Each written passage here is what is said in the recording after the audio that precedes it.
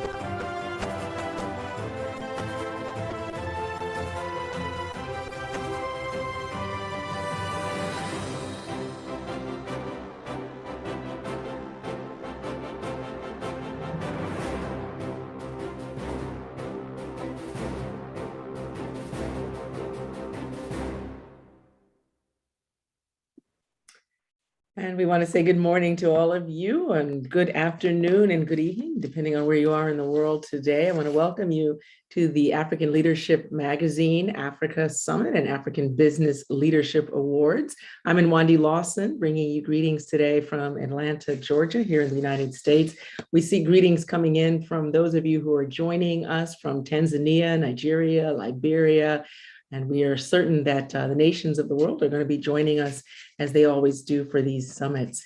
But this is, of course, a theme of Africa 4.0, redefining growth, sustainability, and innovation. And that's what you've all come to hear about today. And many of you are here to present as well. So we know it's going to be a very rich discussion and looking forward to also seeing your questions and comments. You can use the chat feature as well as the Q&A feature in your webinar. And I know some of you are joining online using Facebook. So questions and comments in the section on for comments there are also going to be received. But without further ado, I do want to go ahead and move us into our program. And we're going to have a chance, as always, to reflect on some of the African Leadership Magazine milestones and highlights in this mini documentary. So take a look.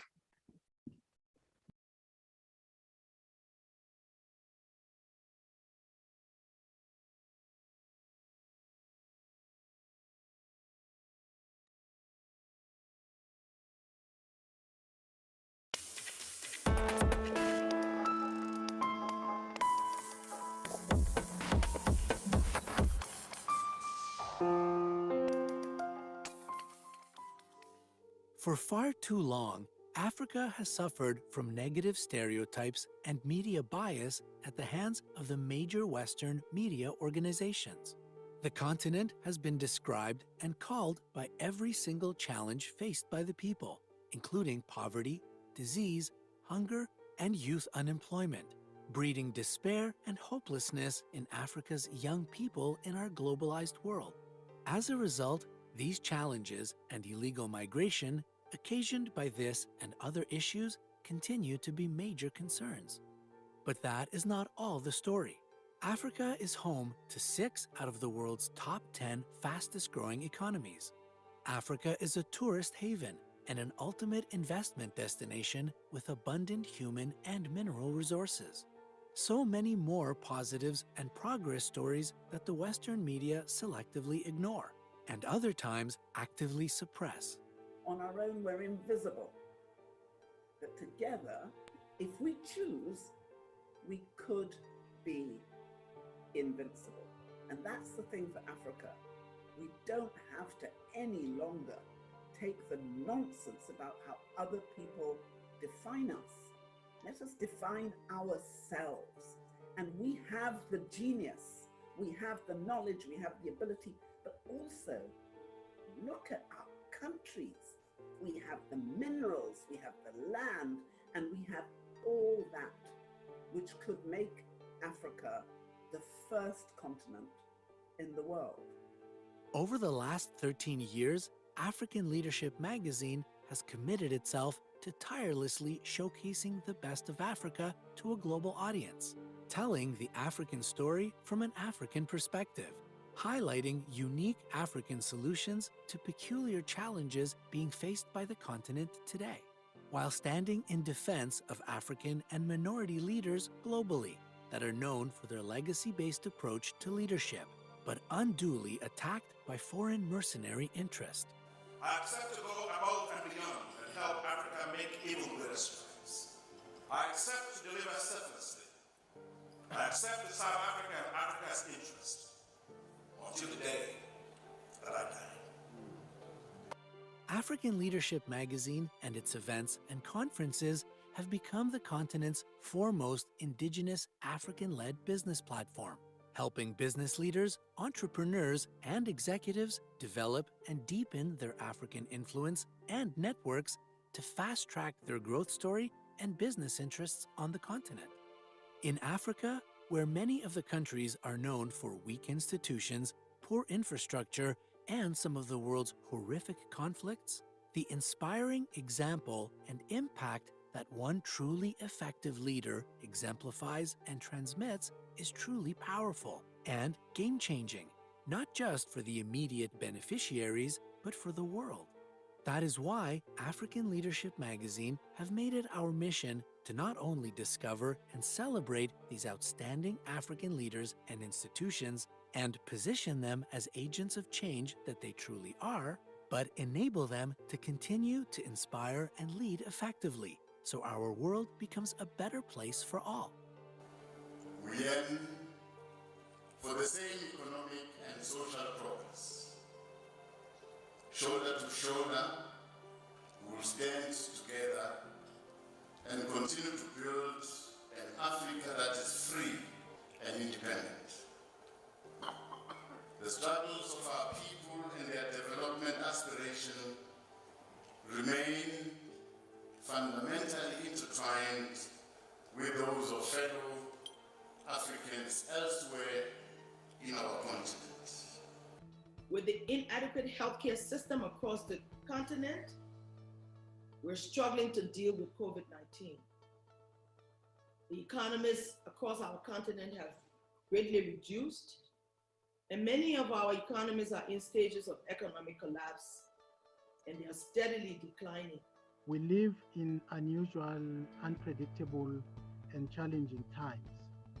Projections indicate decreased flows of foreign direct investment globally, with the first recession in 25 years anticipated in sub-Saharan Africa, according to the 2020 UNCTAD's World Investment Report and World Bank estimates. FDI is projected to decrease by up to 40% globally and between 25 to 40% in Africa. It is needless to say that though female politicians in Africa overcome many barriers and constraints to access political positions, many of them have little decision-making power. While some are excluded from important government decisions on legislation, policies, and budget allocation. Approximately 50% of women in cabinet handle mostly social welfare portfolios, while only 30% lead the ministries for treasury, infrastructure, defense, and foreign affairs, which are considered to have more political influence. We are refocusing our development aspirations to ensure that our double-digit growth during the past decade is bolstered with the quality and sustainability to improve the lives of all Ethiopians. The focus on the reform agenda is to complement our infrastructure and human capital investment with an appropriate macroeconomic, regulatory, and bureaucratic environment reform to crowd in the private sector so that private sector become an engine of growth that will sustain and create millions of jobs. But I can assure you that the NMPC is the largest corporation in Africa.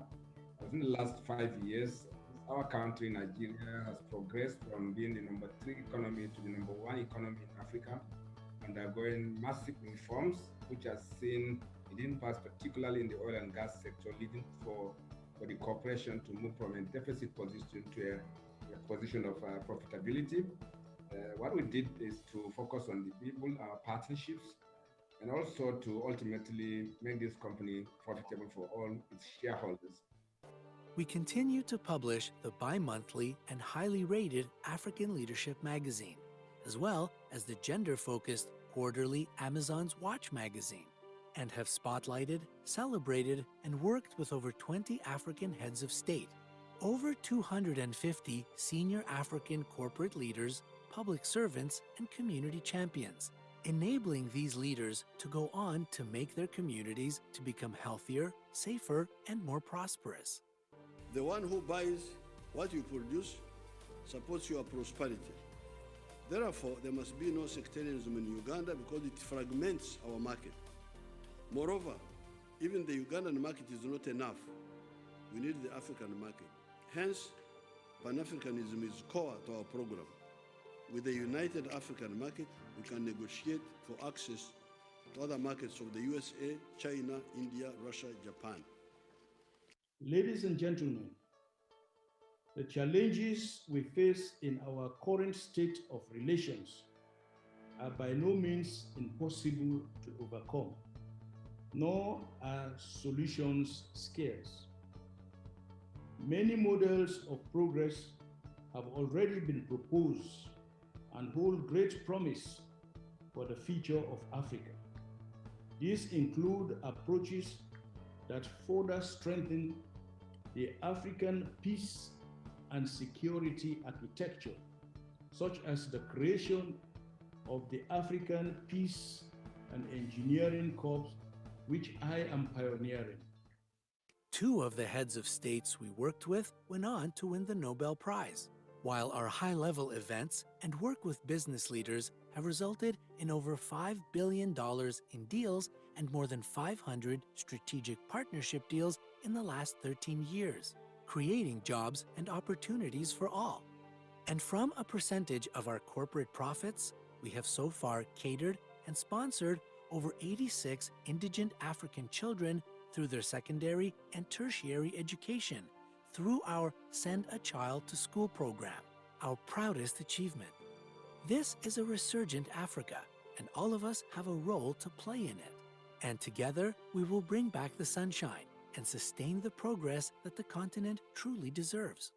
Visit our website and join hands with us as we work towards the eradication of extreme poverty using education as a tool, and the overall attainment of the Global Sustainable Development Goals, both for our benefits and for future generations to come.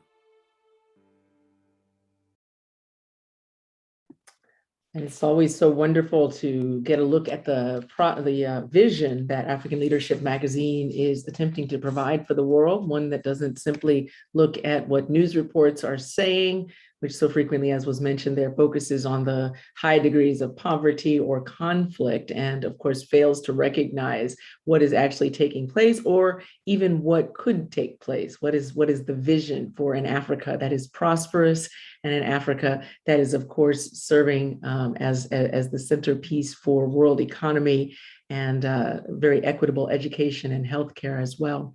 So behind that process, of course, we are well aware, those who have been following African Leadership Magazine for some time, we know that a visionary is at the lead in this project, and it is Dr. Ken Giami. He's going to join us at this point as the chairman and publisher of African Leadership Magazine and provide us with our welcome remarks and maybe some marching orders for the morning. So I want to welcome Dr. Giami. Thank you so much, Wendy, and it's always a pleasure to be here.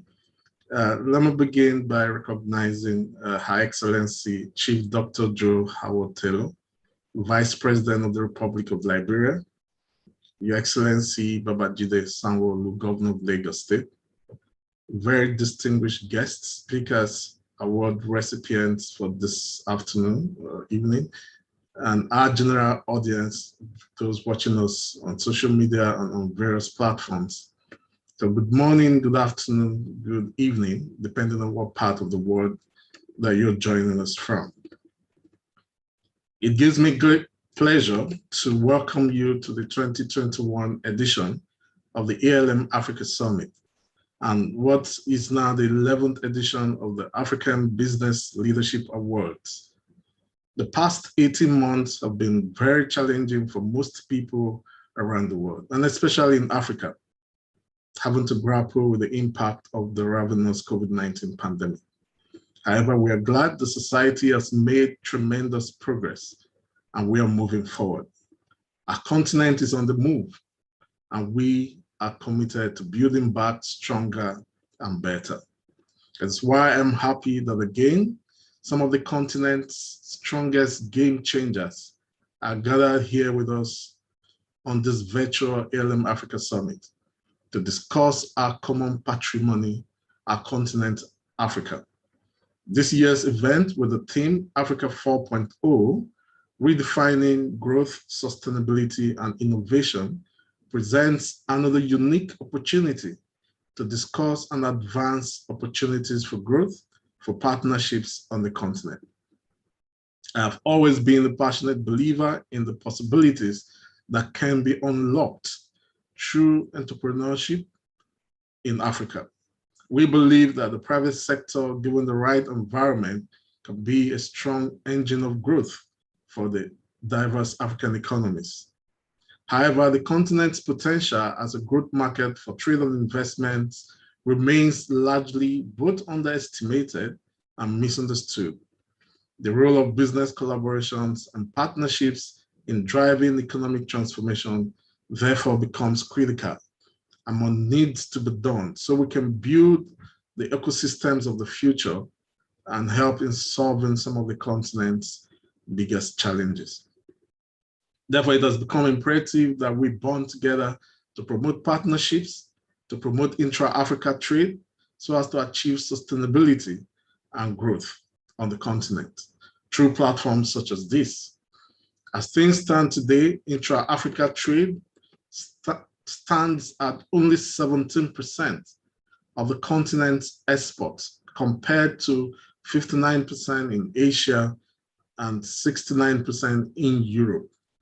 So if we must move our continent forward, we must urgently pause, ponder, and pursue the path that leads to unification through trade and commerce. Suffice it to add that only the combined efforts from both business and policy leaders on the continent can give life to this position. As has been rightly stated before, Africa's youthful, fast-growing population and markets present significant opportunities for the savvy investor, especially in the midst of slowing global growth and the challenges that we all face today. At the same time, greater innovation and investment from the business community is essential to meet Africa's unfulfilled demand for goods and services, to close the gaps in high infrastructure and energy needs, create jobs, and decrease poverty. As you all are aware, that Africa is in a time, we're in the place where we must take the right step. The catchphrase Africa Rising is no longer tenable. The continent has since risen. However, so much still needs to be done. Now is therefore the time to look inwards and commit to changing this narrative by redefining growth, sustainability, and innovation in this period of Africa's economic resurgence. Ladies and gentlemen, there is an urgency of now, especially given the vast benefit that trade presents towards altering the still persisting negative narrative about the continent. We must also put in place structures and systems to harness Africa's demographic dividend. Only recently, the United Nations announced that while the world population is growing, Africa accounts for 16.64% of total world population.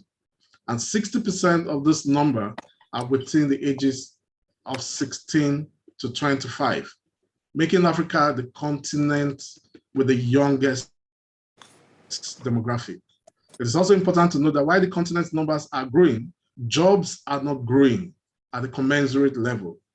It might also interest you to know that on our part, we continue to create opportunities both for the young and for businesses to create the desired jobs to move our continent forward. We believe that it is time we don't just sit on the eyes, but actively support job creators and policymakers who create the necessary environment for businesses to thrive in Africa. So today's event is also about celebrating deserving Africa's economic champions, men and women and organizations that have continued to contribute towards making our economy survive in spite of the challenges of the moment. These men and women and organizations are indeed game changers, and I dare to call them the African Dream Team. Let me therefore commend these leaders who are making concerted efforts towards repositioning the continent for growth and development. Their untiring efforts have helped place the continent on the front burners of growth. It is why we're gathered also today to honor them.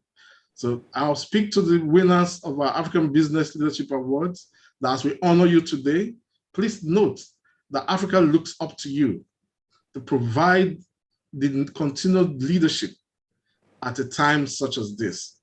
And this honor and recognition today should serve as a morale booster and also a call to do more.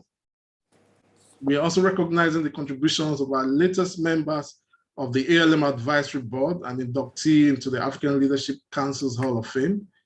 All of you are leaders that we count on to move our continent to the next phase. On our part, we will not waver in our sworn task of telling the undiluted success stories of developmental strides in Africa. We have carved a niche and gained loyal partners worldwide who are helping us shape this new narrative. It might interest you to know that our publications are distributed to the top 5% of key decision makers globally and also circulated at major events to leaders whose decisions makes a difference. We are therefore desirous of taking the conversations we would have today beyond this platform, individually and collectively. We are hoping to extend this conversation to boardrooms and to your private meeting areas. Ladies and gentlemen, as I conclude my remarks today, do remember that international trade is good, but intra-Africa trade is even better, as it will birth the necessary partnership required for the future we seek. And of course, our European, American, Asian, Middle Eastern friends and businesses are welcome to join the train before it leaves the station. Therefore, as we approach these partnerships that we seek, we pray that all of you would not just be bystanders, but active participants in the Africa project. I therefore wish all of you a fantastic event this evening, and feel free to network, use the private chat functions. I think Wendy already said so. And I want to conclude my remarks by mentioning the African proverb that said, where you want to go fast, you go alone, but where you want to go far, you go together.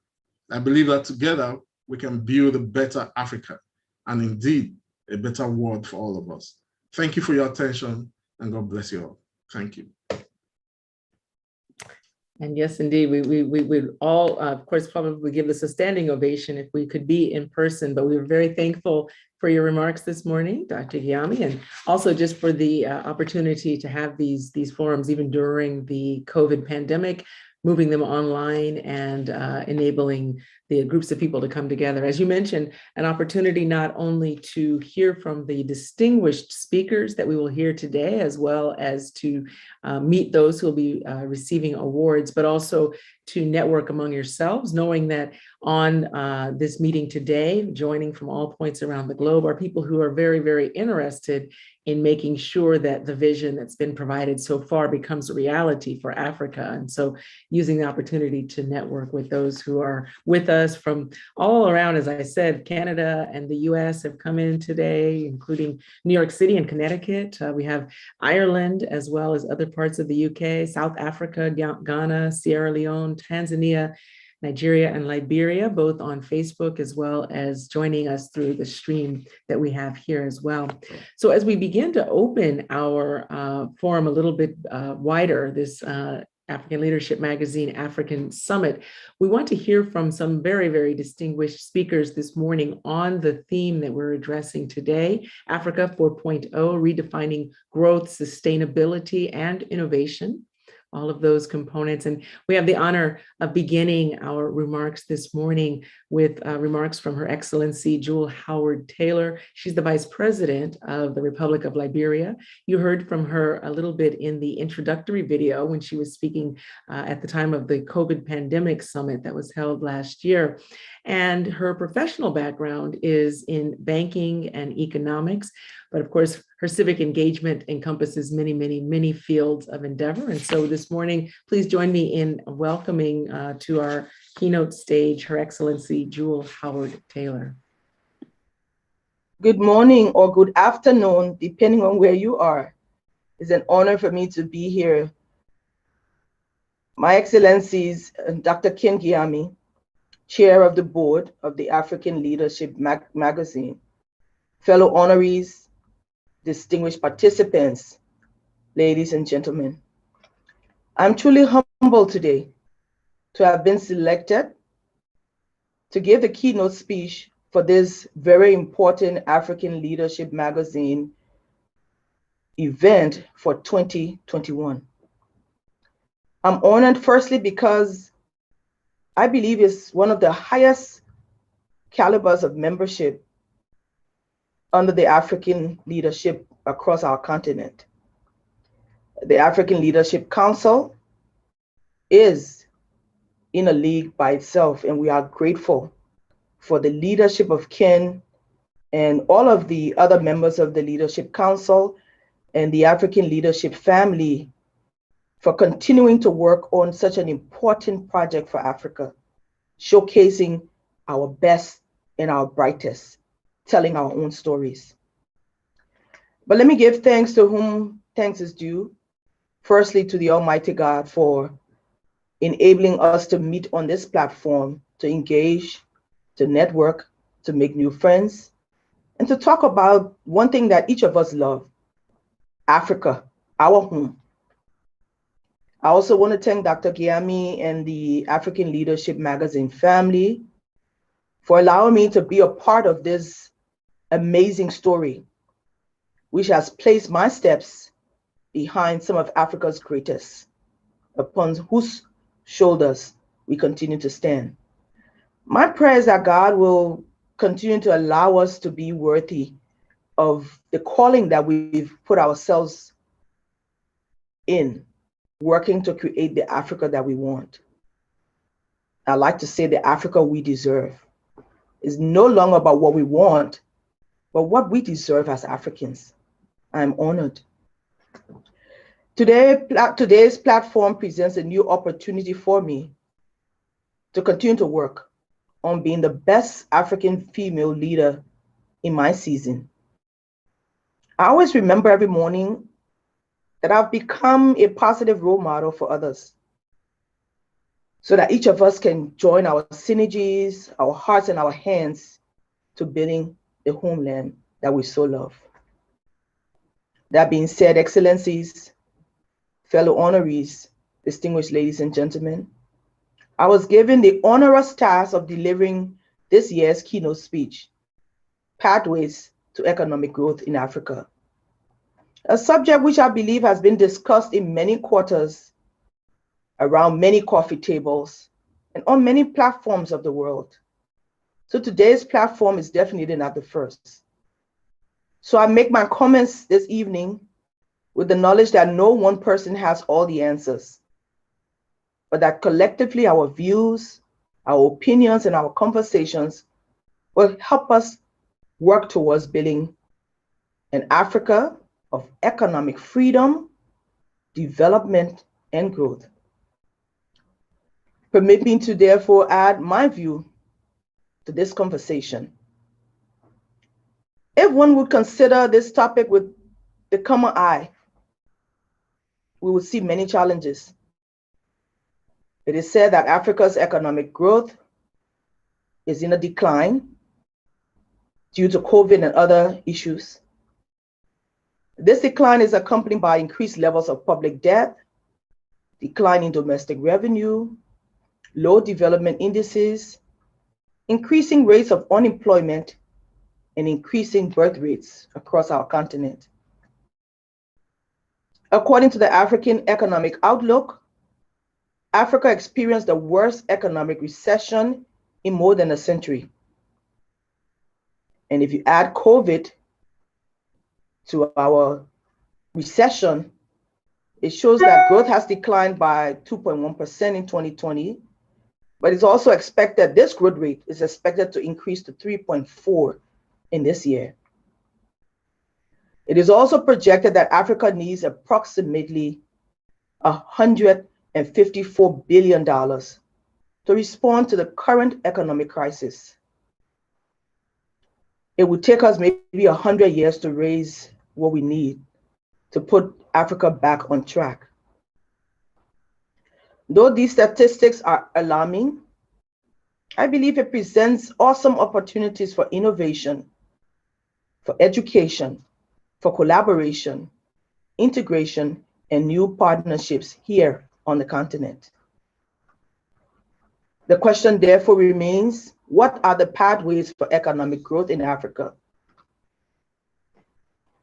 And I won't take this from the economic perspective, because I think there is a general framework in which we must all work in order to produce the results that we want to see.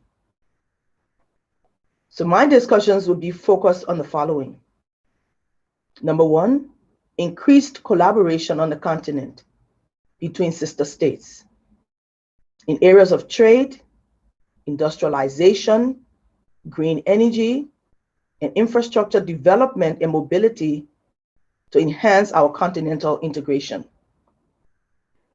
We must get the political will from our political leaders to implement the Africa Continental Free Trade Agreement. And Africa must integrate, breaking down all barriers that keep us apart.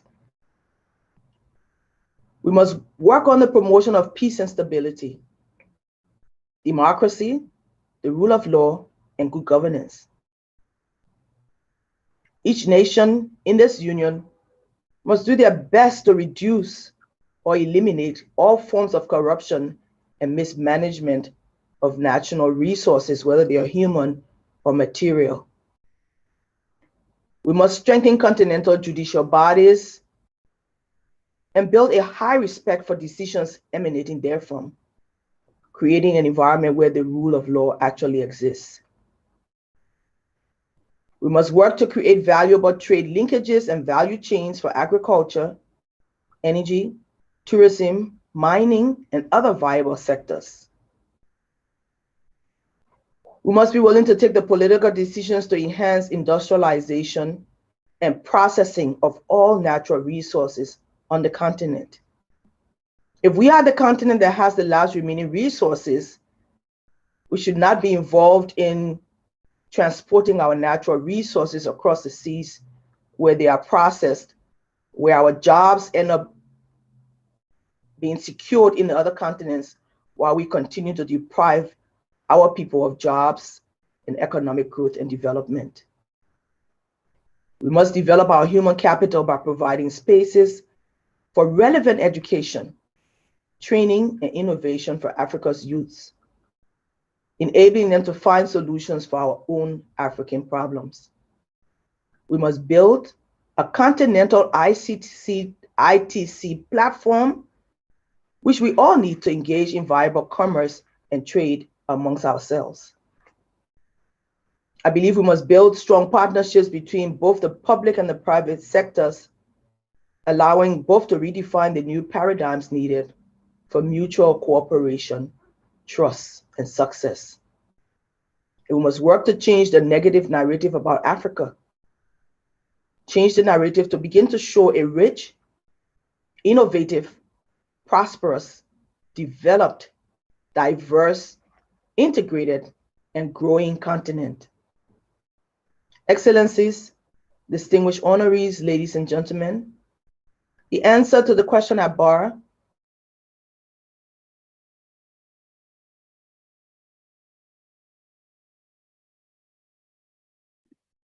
we seem to have lost you as a speaker. Are you still there? I don't know if our technical team can help us out here with that. We were just getting to the crux of the matter, so I'm hoping that we can hear the rest of Her Excellency Jewel Taylor speech.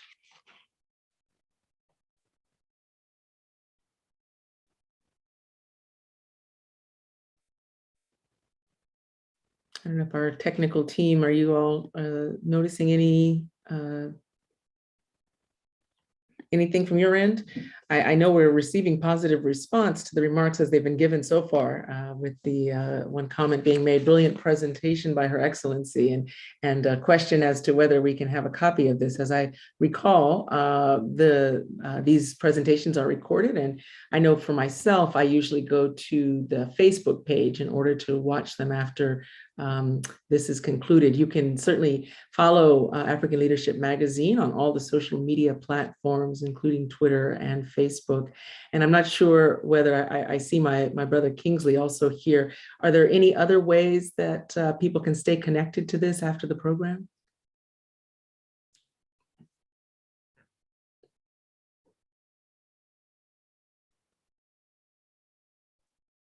Thank you very much, Wendy. Thank you very much for your time. Thank you for the awesome presentation thus far. Yes, beyond the Facebook, on our website, we usually have a transcript of some of the keynote speeches.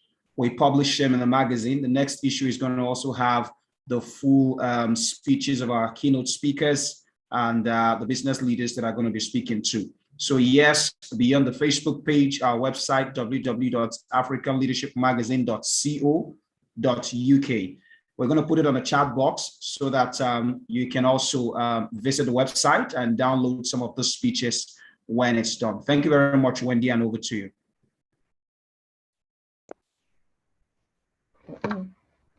Can I? I'm sorry for the break in our discussions, but let me wind up. The answer to the question we're discussing today is very simple. I believe we need the political will at all levels to make the right decisions, to make life better for the majority of our people.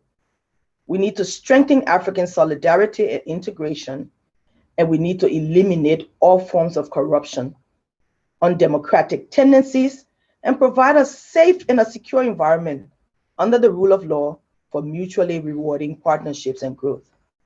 We must ensure policies of equity and inclusion, especially for females.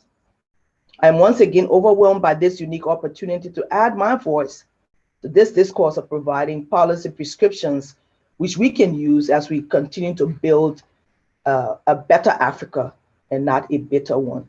Again, I am honored to have been given such an opportunity to sit at this table with all of you from around the world. Thank you, Ken, and thank you, Nwandi, and everyone. It's a pleasure to be here this afternoon. We are very grateful for your remarks and already, of course, receiving some wonderful feedback from those who have appreciated them. I'm wondering, Vice President Howard Taylor, I wanted to also ask, we started the presentation with Dr. Gyami sharing that African proverb, right? If you want to go fast, you can go alone. If you want to go far, you must go together. I was thinking about what you were sharing about the impact of stability and the elimination of corruption, for instance, and being able to strengthen African business practices. And I wondered, have you had any experience, or do you know of those who are trying to gain experience with maybe drawing on some of the strengths inherent in the different African cultural traditions, as opposed to just trying to imitate those that perhaps were brought from colonial powers that maybe in some cases contribute to some of these more corrupt business practices? Are there any efforts that you know of to really draw on African strength and African culture? If we go back to our culture from our ancestors, I believe an issue of corruption never existed. People were brought to the leadership through a particular process that couldn't be sidetracked. And the king or the monarch or the leader provided for everyone. And so everyone was secured in their own space, regardless of what levels you were at. So there was trust. There was an environment of working together to secure the benefit of everyone else. I believe corruption started when the colonial masters came to visit us, and they brought gifts, things that we had not seen. And they used those gifts to change the perception of how we interacted with one another, thereby eroding trust. That is still something that exists today. And people get into different levels of government or private or public sector, and they think about me, myself, and I.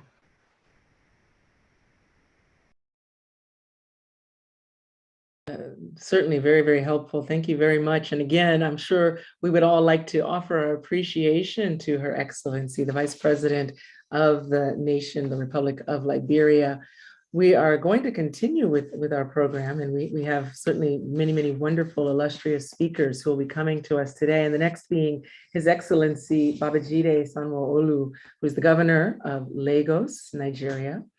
Until he came to that position, he was the managing director and CEO of Lagos State Development Property Corporation.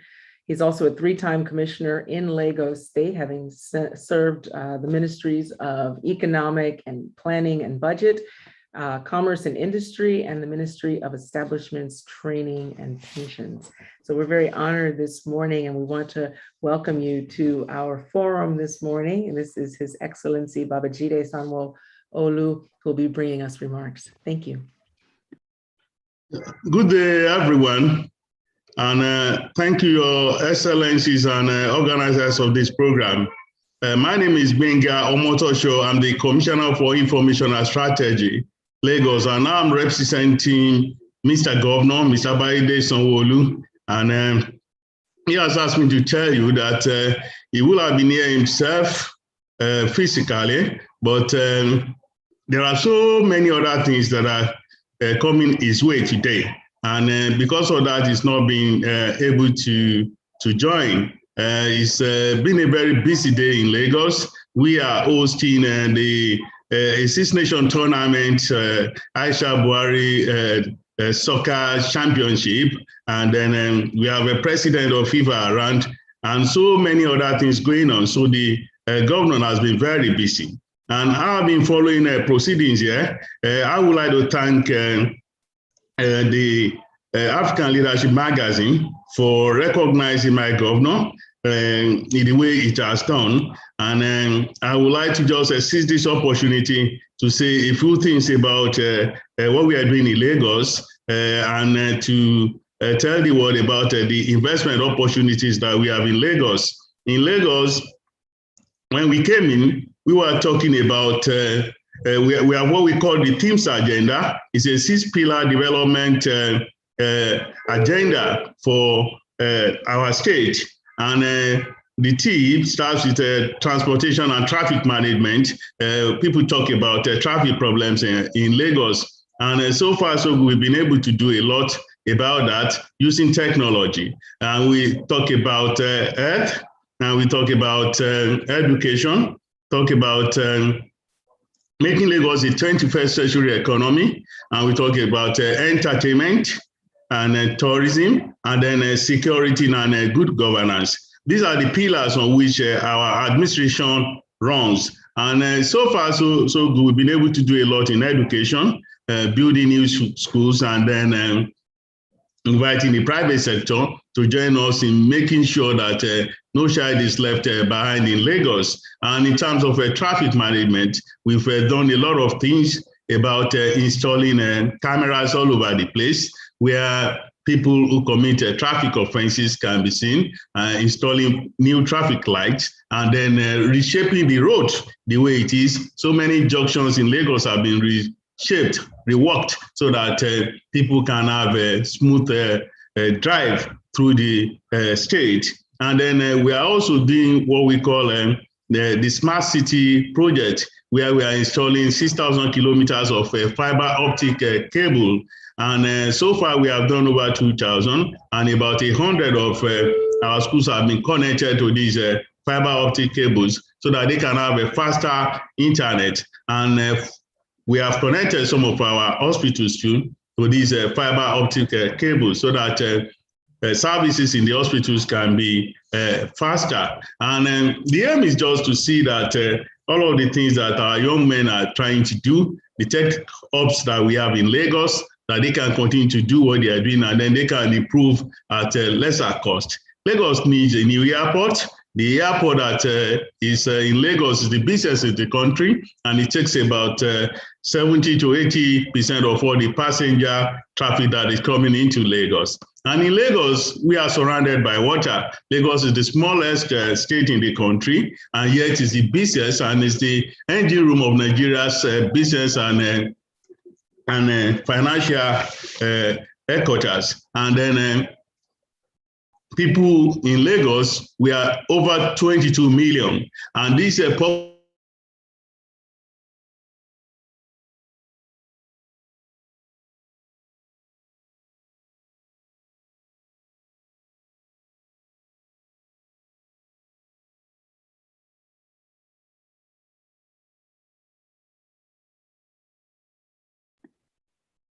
We are, of course, very excited to hear more about these In Lagos. developments. There we go. Yes, so many things are going on, and then the world is invited to come and join us to see how Lagos can get more investment and then become the big state that we plan for it to become. Because the economy of Lagos is like that of 5 countries added together in Africa. So it's like if Lagos were to be a nation by itself, it will be, the economy will be number 5 in Africa. So the potential is very huge for investment and for tourism and everything that you can think about that can make a very good investment destination. I would like to stop here now to thank you very much.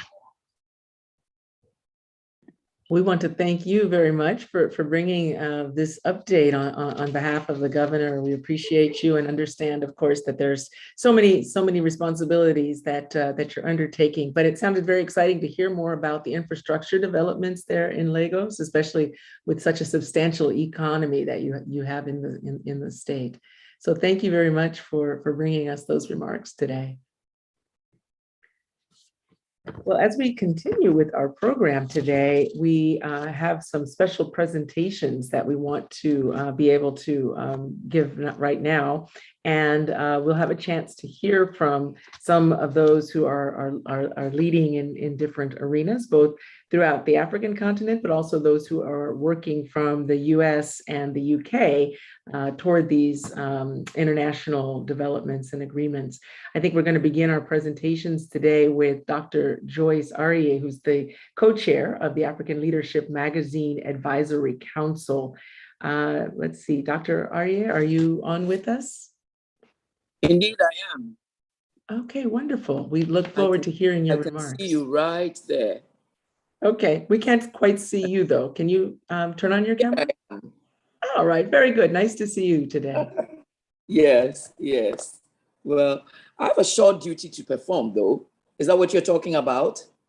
The duty I have to perform? I understand that you were going to give us just the brief remarks, yes. Oh, my brief remarks. Yes. Well, first of all, I'd like to join all others to congratulate all of us who have come to this on this platform.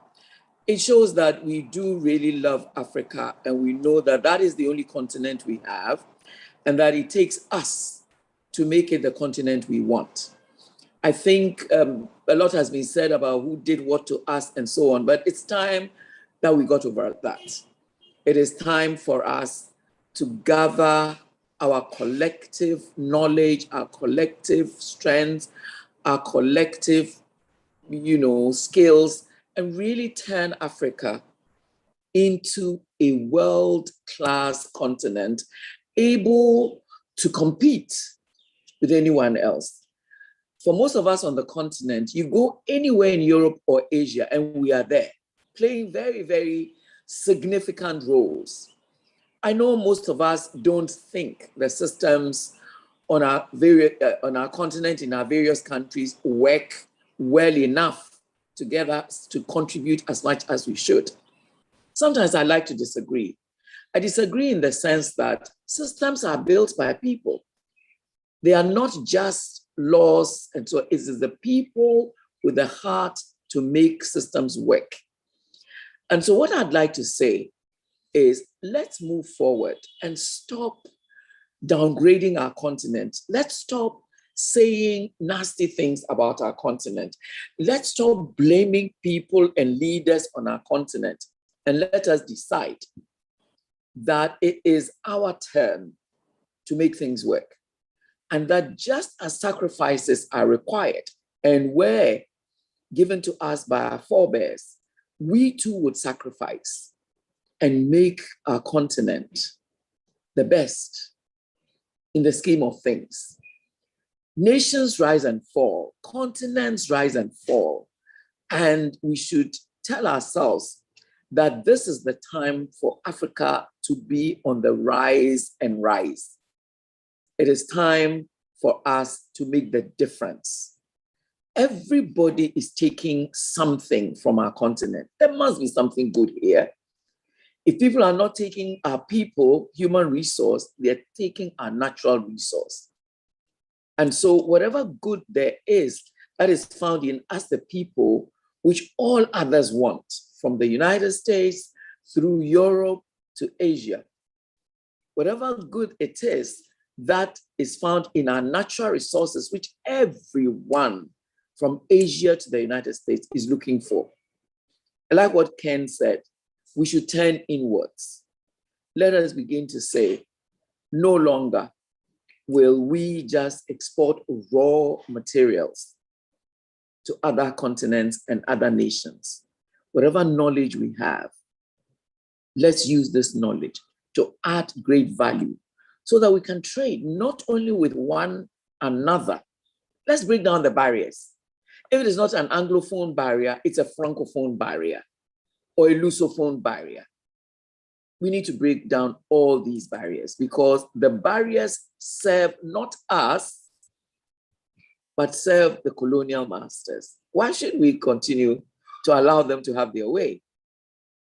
And so let's decide that we will let our nations benefit from one another. The AFTA has been established in Ghana, the All African Trade Network. It has to work. We should be able to trade with each other. It doesn't matter what how let's say mediocre the goods are. They have to start from somewhere and gain the excellence that we're looking for. And so I really believe those of us on this platform have various degrees of influence. And we should use the influence we have.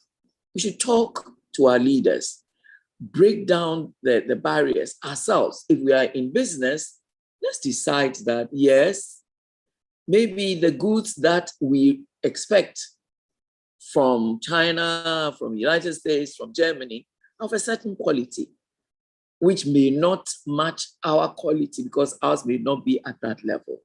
What is wrong with using what we have and building them up to scale? This is what I would say. We have the opportunity. The opportunities won't come again and again. This is our moment. Let's seize the moment. Let's seize the moment and let's make little impact. We have decided we want to go far, but that we're going to depend on one another to get there. You know, as we plan to go far, hanging on to one another, there will be some whose pace may be like that of the cougar. There may be some whose pace may be that of the snail or of the tortoise. But you know, as Her Excellency said, giving thanks to God, the tortoise made it to the ark. The ark did not move until the tortoise was in it. We can decide that the ark of Africa, putting us together and making the move, you know, overcoming all the difficulties, will use each person, strengths, weaknesses, foibles, excellences, and so on. But together, no need for one person to run fast.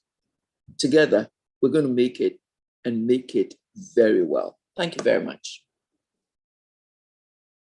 Thank you very much for such inspiring remarks and really reminding everyone about the strengths that have to be leveraged and the collaboration and unity that must exist. I had to smile a little bit when you were speaking about the removal of both natural and human resources from Africa. As an African American, I can certainly attest to hundreds of years of the fact that yes, human and other capital has been removed from Africa and utilized in other parts of the globe. So this is a brilliant vision that you are putting forward. And I can certainly see that as the network of people who are joining us are weighing in, maybe some additional solutions are coming to the fore. And as you noted, nothing becomes excellent because we tried it once. You actually have to do it over and over again. And if you don't invest in it at the early stage, it never has the chance to grow into such excellence. So I believe now, as we move along, we are slated next to hear remarks from Carlos Moore, Esquire. He's the president of the National Bar Association here in the United States. I am looking here on the boxes, though, and I'm not sure that I see him. Are you here, Mr. Moore? May not have been able to join us yet. Maybe we can move to the next speaker, who I do see with us here is Gary Whitehill. He's the chair of the Geostrategic Holdings here in the United States, and would welcome Mr. Whitehill to offer some remarks at this time.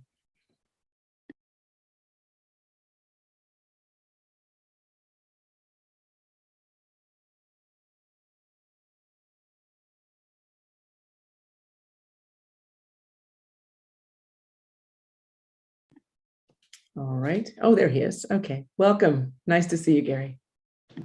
Nice to see you too. Thanks for having me. Are you prepared to offer your presentation at this time? Yeah, absolutely. I'm going to be very short and sweet. A lot of actually the points that I was going to cover were covered by the previous speakers, and they were very comprehensive. I'm gonna speak very quickly just from the American side, because ultimately the macro affects the micro, right? And whether we like it or not, America plays a large strategic role in the future of the continent. I, of course, am an Africa first person. I live in both Accra and Lagos, and having spent the past decade as an Abroni on the continent, you realize that America fundamentally misunderstands Africa. And the foreign policy trends of America and many of Western democracies treating Africa as a mono region in a single trajectory instead of 5 separate regions.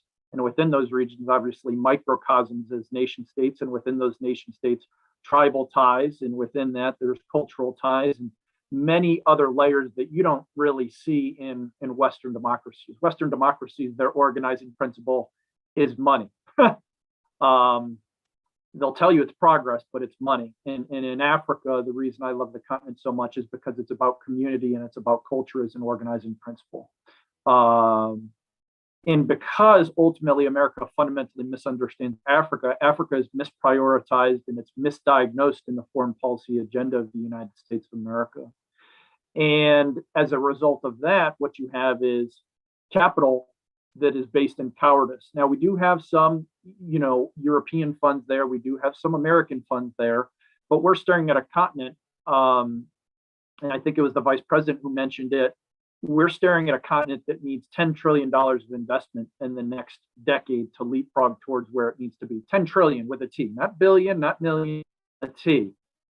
And so, one of the things that Dr. Ken also mentioned was what we're looking at is systemic underemployment going forward. And if you layer a lot of the ways that larger American companies or European companies want to just throw technology, quote unquote, at the problem of Africa, well, what you're actually going to see is systemic unemployment forever, period. There's never been a first world democracy, and there's never been a democracy in human history that I know of that's ever stood long that never went through the industrial era. That doesn't necessarily mean we need to slog ourselves through the industrial era, but human history tells us a lot more than our egos, where we think that technology, this magic of technology, is just going to work. By the way, who owns the IP of that technology? Where's that technology coming from? Where are those patents from? And I can promise you those folks are not Africans. They look more like me, and they're actually much older than me. Usually the people that own them are 16, 70-year-old gray-haired white guys who think Africa is just a place to dump their crap. And I hate to be direct in saying that, but it's the truth. And I think we're all here because we have a shared vision. And words don't mean a lot anymore. As Dr. Ken said, we need action. I mean, all of us have been talking for the 10 years that it's not Africa rising anymore. Well, okay, what is it? because in the world I'm in, where I'm trying to get private equity firms or the intel, defense, and security industries to understand what Africa and who Africa is, what the continent has the opportunity to do, which the long-term vision could be a transnational export network. The engagement with Africa is still very transactional. It is in no way strategic. And from the highest level, right, the organizing principle of how you galvanize human beings around a shared mission, shared goals, shared strategies, whether that's inter-African trade or a transnational export network, it really comes down to a vivid vision. By 2050, you're going to have 1 billion Africans who are of working age, between the ages of 18 and 50. 1 billion! 1 billion! And so what is that vivid vision, right? How are Africans standing up and coming together? Because the interesting part is that what you'll hear these days from Western democracies, and in particular the Biden administration, is they quote unquote want to engage. Well, just because you want to engage doesn't mean you understand how to engage. And even if you understood how to engage, what are the 3 to 5 organizing principles that are going to help Africans become happier, healthier, take care of their families, build a 21st century economy, build 21st century security, build 21st century economic capacity in a way that buttresses some of these extra national trends that we see, mainly China, right? China spent a lot of time in the East. China has its talons in the East. In a lot of the central part of Africa, there's challenges with certain types of leaders in that area. So China has a much easier time. But China's already starting to get into West Africa. And when you talk to folks in DC about China, here's what I can tell you. America misunderstands China too. America has no idea how to buttress itself against the China threat. And I'll leave everybody with this thought, because my expertise is the intersection of US, China, and Africa affairs. Right now, China is in the middle of transforming and contorting Africa into its hybrid military proxy warfare platform. What does that mean? What that means is it's twisting and contorting the economic, civil, democratic, military, and institutional incentive structures towards what they're looking to do over the course of the next 100 to 200 to 300 years. An African mindset is the next 3 to 5 minutes, most of the time on the ground, in the mainstream, right? The politician mindset, year, 2 year, 3 years, it's just so chaotic. You can't look long term. In America, it's only 4 years because that's our election cycle. And on the other hand, so we're all over here on the pendulum side where democracies are, where African countries are. And over here is China on the polar opposite side, looking at the next 100 years. And they can twist and contort 47 different mechanisms at any given time. I actually have it up on my board next to me, the different hybrid proxy and transmilitary ways that they bring warfare to democracy through Africa. And ultimately, if you intersect the future of Africa, where it's the resource hub, it's the human capital hub, and China spending more and more time through 47 different ways simultaneously in 54 separate countries. Meanwhile, the United States of America still has its head in the sand in the Middle East and fundamentally still misunderstands the China threat. These are the things I worry about, my friends, because until we get a vivid vision that compels America to take Africa more seriously and as a strategic piece of the future of the defense against China. The US first went to one of its Five Eyes countries, right? It went to Australia and created a pact around the future of warfare, which is going to be in the water. But last time I checked, and I once again think it was the vice president that brought it up, she talked about sea lines and sea cables and telecom. The future of all that runs through Africa because the future of humanity runs through Africa. And so ultimately, that's what I hope we can spend some time talking about at a strategic and visionary level as well, because we can talk strategy all we want, but a lot of these bigger picture items, there's very few folks talking truth up there. There's very few folks willing to say the hard things, because ultimately nobody wants to look weak. And it's not about looking weak. It's about admitting that we actually don't know at this point how to address some of these systemic and fundamental issues. Because if we did, the United States would most certainly have not have done what it did in Afghanistan and give a massive $10 billion military base to Chinese and Russian influence. With that, Dr. Ken Nwandi as well, thank you very much for your time, and thank you all for being here. I'm happy to take any questions.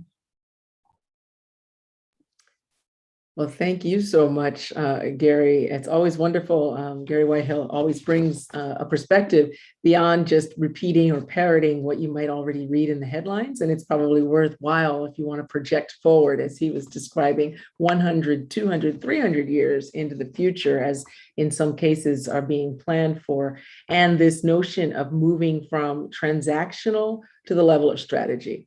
I would certainly love to give you a standing ovation on that, because lots and lots of meetings are being held and lots of people are spending lots of time giving consideration to the future of Africa, but it's largely at that transactional level. As you said, what will we do tomorrow, as opposed to being able to look at the level of strategy.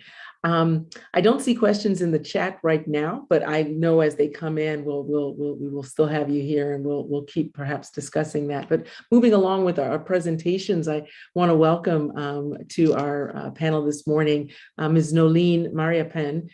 She's joining us and has some remarks. I've been looking the whole time we've been online at your Global Women for Good logo there, so I'm anxious to hear your remarks as well.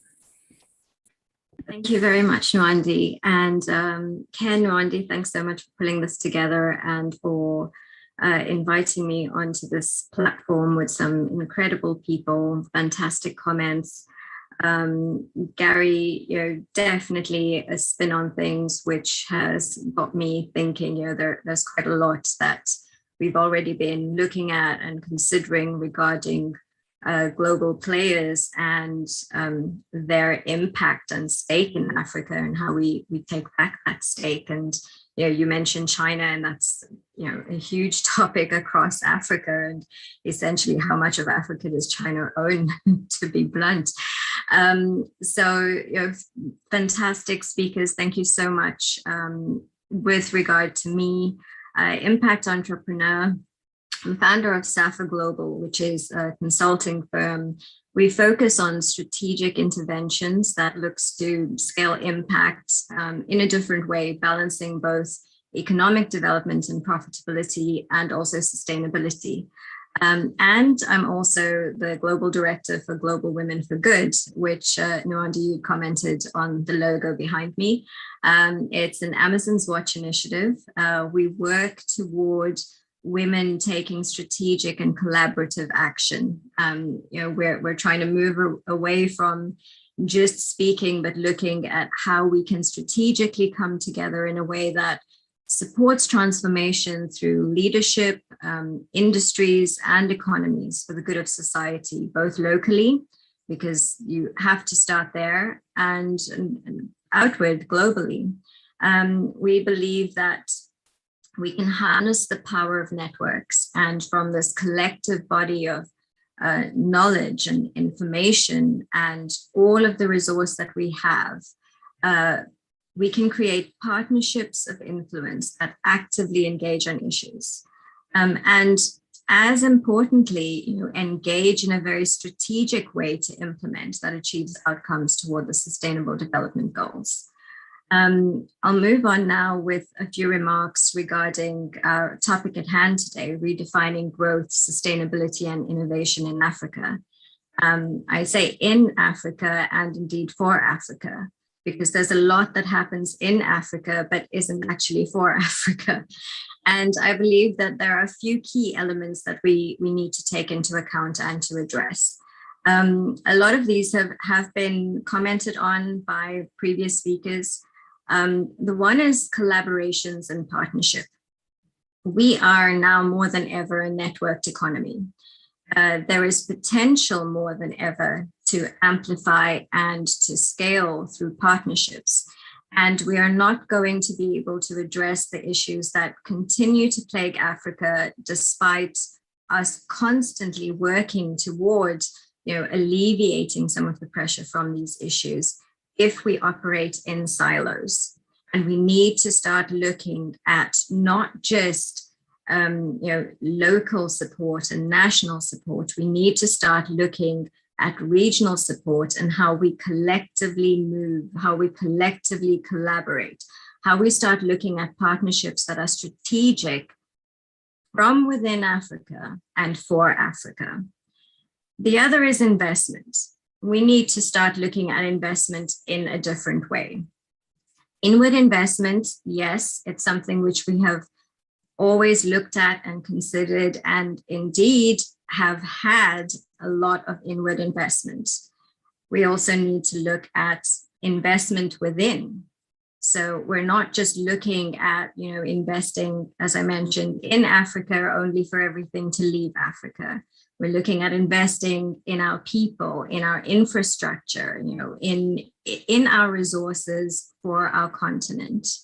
And we need to start looking at investing outwards. So how do we actually start to look at, local, regional strength and bargaining power in numbers, essentially, that creates an export economy for Africa, so that we are not just looking at what has happened for decades, that we are truly shifting the narrative. And these are not easy things to look at and to consider when we start to look at strategic interventions and collaborating across borders, because it is fractured on numerous levels.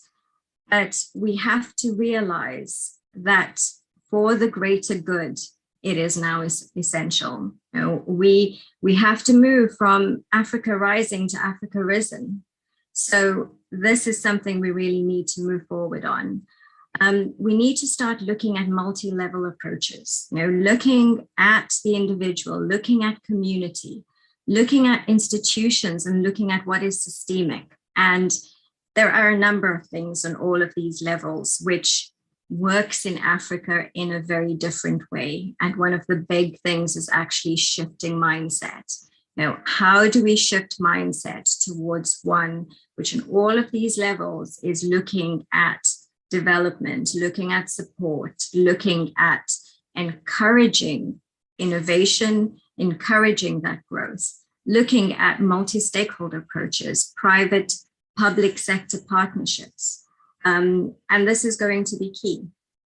Again, not really easy, but we have to start addressing this.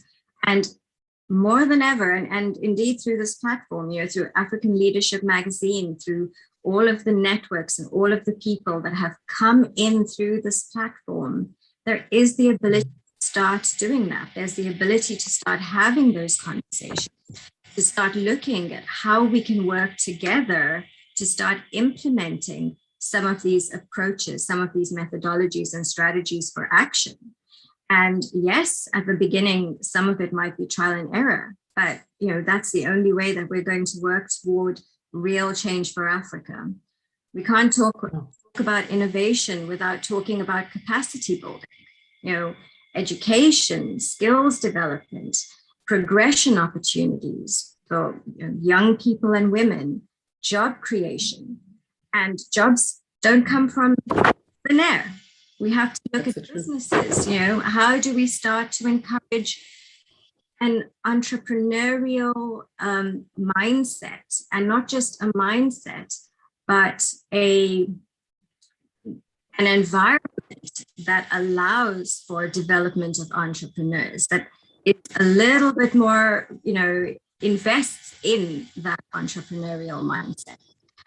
Looks at ecosystems of support, looks at and encourages the support of trial and error, and also intercontinental trade that actually boosts that and allows for us to start building businesses from within. And finally, digitalization and connectivity. And alongside that, because one of the speakers said, we can throw money at tech and connectivity, but we also have to look at the infrastructure. What is actually fit for purpose within the continent and works. In terms of my remarks, those are just a few. Thank you. I really appreciate that so much, because you've given us this very comprehensive vision and certainly some very concrete examples, which is what we need as well. So we want to thank you very much. That's Nolene Mariapen she's as she mentioned, an impact entrepreneur and consultant in the UK. And we're very delighted to have received this really excellent vision as to what are the next steps. If we're going to describe Africa 4.0 and make it more than just a slogan, what are some of the steps that we need to take? At this point, we want to move. Oh, I'm sorry. Sorry. One more thing. I just had to say I'm in the UK, but I'm actually from South Africa. So. Okay. Africa. Well, it is wonderful to have South Africa in the house. Thank you so very much for your remarks today. I want to, of course, move us now into the 11th African Business Leadership Awards. There's a very wonderful presentation that we're always thinking about and wanting to really look at some of these achievements that we've seen within the African diaspora. And we want to call on a very venerable statesman to bring us our first one, Representative John King. He's the former chair of the South Carolina Legislative Black Caucus here in the United States, and he has a special presentation to bring to us in this regard. Can I call on you now, Representative King? Thank you so much, and I'm honored to be here with you all, and sorry to interrupt this very, very important conversation that you all are having. To your excellencies, distinguished ladies and gentlemen, on behalf of myself and the South Carolina House of Representatives, the General Assembly, it is my honor and pleasure to honor three noble African leaders today with a special recognition from the South Carolina General Assembly, and we will recognize their contributions to the Africa's social and economic development or economy. As a strategic partner of the African Leadership Magazine in promoting innovation, excellence, and development in Africa, we received submissions from the magazine to officially recognize these individuals who have demonstrated exceptional leadership, impact on lives, positively and advanced the course of development of the African continent. The physical proclamations and instruments of these honorees will be formally presented to these individuals during our upcoming legislative tour of some of Africa's countries in October and November, including your countries. Please accept my congratulations as I therefore read the citations. Honoring policymakers and business leaders who have contributed to the economic growth and development in African countries.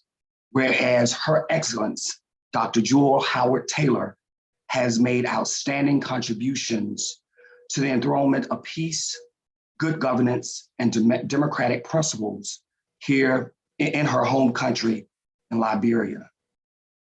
And whereas Her Excellence Howard Taylor is a Liberian politician and the current Vice President of Liberia. And whereas a visible and very involved stateswoman, Her Excellence is one of Liberia's foremost advocates for increased and improved opportunities for women of Liberia. With a vision of affordable but quality education, a transparent justice system, improved and accessible health system, and an accountable public service system. And whereas she has continued to make contributions to Africa at large through her years of identifying with and serving as an African Leadership Magazine advisor and ambassador. And now, therefore, be it resolved that I, Representative John King, and the South Carolina General Assembly, and the members of this august body, salute the efforts of Excellence Dr. Jewel Howard Taylor, signed and sealed this 17th day of September, 2021. Congratulations. We would also like to honor Dr. Addison. Whereas Dr. Addison was first appointed Governor of the Bank of Ghana by the President of the Republic of Ghana in April 2017 and extended for another 4 years in 2021. And whereas Dr. Addison has been able to reduce inflation from about 16.4% in 2016 to 7.8% in June of 2021, while real GDP grew from 3.4% in 2016 to 6.5% in 2019. And even through the pandemic in 2020, a positive GDP growth of 0.4% was registered. And whereas Dr. Addison has initiated and implemented policies that has ensured Ghana's domestic currency remains stable with annual rates of depreciation of 3.3% in 2020 with strong monetary and financial sector policies, helping to anchor the economy to withstand the impact of the COVID-19 pandemic.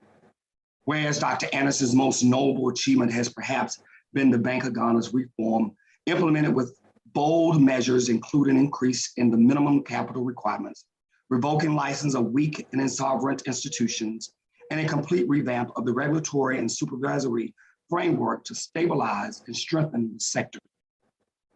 And whereas Dr. Anderson's Bank of Ghana has implemented several other policies, such as the mobile money, the Ghana Quick Response GHQR, and crowd form policies, et cetera, all in a bid to accelerate digital financial inclusion for growth.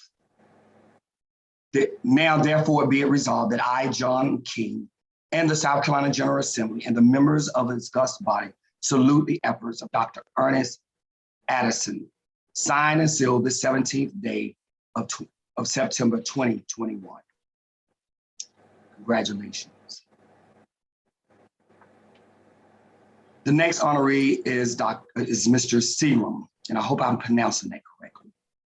Whereas Mr. Seagram is the governor of the Bank of Mauritius and has served as the chief executive of the Financial Services Commission, Mauritius, contributing to economic stability and recovery for his nation. And whereas under the leadership, all economic sectors, operators directly impacted by COVID-19 were supported by the bank through the bank's support program containing key strategies and measures. And whereas Mr. Seagram's bank implemented additional measures to support households and businesses impacted financially by COVID-19, helping Mauritians household better manage the impact of COVID-19 in what has been a very challenging period for many. Whereas Governor Seagram has stayed true to the mandate of the Bank of Mauritius in safeguarding the internal and external values of the currency of Mauritius and its internal conversion and directing the bank's policy towards achieving microeconomic stability and fiscal discipline, therefore helping to strengthen economic activities in the island's nation. Now, therefore, be it resolved that I, Representative John King, the South Carolina General Assembly, and the members of the august body salute and commend the efforts of Governor Seagram, signed and sealed the 17th day of September, 2021. Thank you. Congratulations to each of you. Indeed, congratulations to you all. So, and thank you very much, Representative King, for coming to us, representing one of the largest legislative Black caucuses in the United States. So we thank you for your time today and for those presentations. We want to give our awardees today an opportunity to offer some brief remarks as well, beginning with Dr. Addison. Okay, thank you very much, Wendy. Members of the African Leadership Council Fellow Award recipients, distinguished ladies and gentlemen, it is indeed a great honor for the Bank of Ghana to be conferred the Central Bank of the Year Award. As an institution, we have always been looking at building a central bank of excellence and one that is respected by its stakeholders. This award is a testament to our efforts to build that world-class institution. It helps strengthen our reward and our resolve to continue to implement policies that would help to transform the Ghanaian economy. Among this, the award also recognizes the bank's successful execution of monetary and financial sector policies, which has contributed to the subsequent turnaround in the Ghanaian economy, despite the impact of the COVID-19 pandemic. Maintaining an appropriate monetary policy stance including ensuring a well-anchored exchange rate, has helped us to reduce inflation significantly within our single-digit range. In addition, the pursuit of comprehensive regulatory reforms and the cleanup of our banking sector, as well as other innovations in payments and settlements, have helped to reduce the impact of the pandemic and supported the recovery process in Ghana. I accept this word on behalf of the board and the management and the staff of the Bank of Ghana, and we commit to continue to move along this path of excellence and to pursue the prudent monetary and fiscal policies that have helped to support the growth and development of Ghana. Thank you all very much, and thank you to the African Leadership Council. Thank you. Thank you very much, and congratulations. We want to also give Mr. Habesh Kumar Sigalam, the governor of the Bank of Mauritius, an opportunity to receive his reward as well. Are you there, sir? Yes. Wendy, can I be heard? Yes, sir. Loudly and clearly. Thank you. Perfect. Thank you. Thank you so much. Excellencies, ladies and gentlemen, distinguished guests following us today, I wish you all a very good evening from Mauritius virtually. At the very outset, I'd like to say a big thank you to the African Leadership Magazine, a big thank you to Dr. Ken Gyami, chairman of the African Leadership Magazine, a big thank you to the chair and the co-chairs of the African Leadership Magazine, to the managing editor of the magazine, and to all members of the jury for having bestowed on me this recognition. Ladies and gentlemen, I must underline how comforting it is to know that work that is being done across the continent and which we often believe goes unnoticed is actually being appreciated on a wider pan-African scale. As rightly put by previous speakers, the challenge for the continent is indeed a daunting one, but together we can achieve new heights for our continent on all fronts. And in this journey, central banks continue to play a vital role. As a matter of fact, my focus at the time when I joined the bank in March 2020, that is March last year, was preeminently to do what central bankers are expected to do, that is, to contribute to the improvement of the banking industry by strengthening the banking regulatory and supervisory frameworks, ensuring effective monetary policy rollout and price stability, and further accompanying the development of technology in banking and financial services. Little did I know that my focus would also include shielding the economy of Mauritius from the impact of COVID-19 pandemic. From the first week in office itself, it was and still is a matter of protecting the banking industry by providing support to systemic businesses, SMEs, households, and citizens, and saving jobs. It is in this very line that we have rolled out our Bank of Mauritius support program for COVID-19. Indeed, central banks around the world have had to implement initiatives, both conventional and unconventional, in delivering on their respective mandates in these testing times. In the same spirit, across the past 18 months, I have humbly endeavored, together with my team, to elaborate solutions. A number of these solutions were unconventional, as we had to find out of the textbook solutions and answers to unprecedented and unforeseen issues facing our economies. My priority has been and remains maintaining and ensuring the stability and soundness of the financial system of Mauritius while delivering on my core function as the governor of the bank and shielding and accompanying the economy to protect the banking system. Ladies and gentlemen, this recognition therefore comes at a pleasant assurance that we have not been erring in terms of decisions and actions. It is even more special as it comes at a moment where all of us are experiencing some of the most troubled and unprecedented moments that our respective economies and banking sectors have had to withstand. Across various spheres, we have all had instrumental roles to play since last year. We have had to act, and we acted promptly and acted smartly.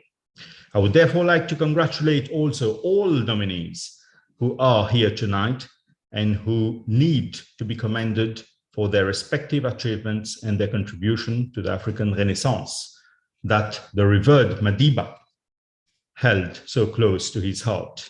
This award is for all of us. Together, we have a lot to do for the future of our continent across many fields, be it in banking, financial technologies, digital money, AML, CFD, sustainability and climate change, digitalization, payment systems, intra-Africa growth, trade, and investment. The list goes on for the betterment of our continent. I would therefore like to call for more collaboration amongst all of us and more engagement in achieving our objectives.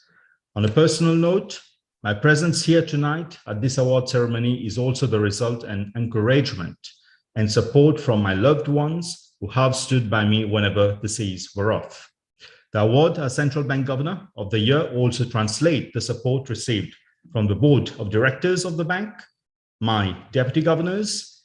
It also crystallizes the sum of hard work, commitment, and passion from so many wonderful men and women at the Bank of Mauritius who, day in, day out, have been relentlessly working for the advancement of our country. It is therefore with great humility and privilege that I accept this award. Once again, I'd like to thank you for this recognition. And congratulations to you, sir. We're very, very thankful for your remarks. We want to also give an opportunity for Mr. Simbi Wabote, the CEO of the Nigerian Content Development and Monitoring Board, to also accept his recognition.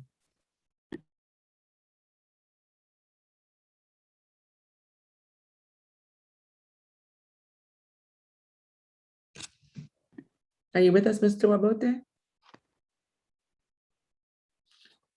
Well, maybe we'll obviously, oh, there you are. Very much with you. Thank you. All right. Thank you. First, let me appreciate the organizers of this African Leadership Award and also the presenters today and all the award recipients. On behalf of the management and staff of the Nigerian Content Development and Monitoring Board, I wish to sincerely thank everybody, especially the organizers of the African Business Leadership Award, for selecting me as a winner of the African Local Content Icon Award. I must commend the organizers for carving out this category of award to bring to the fore the importance of local content within the continent and even across the globe.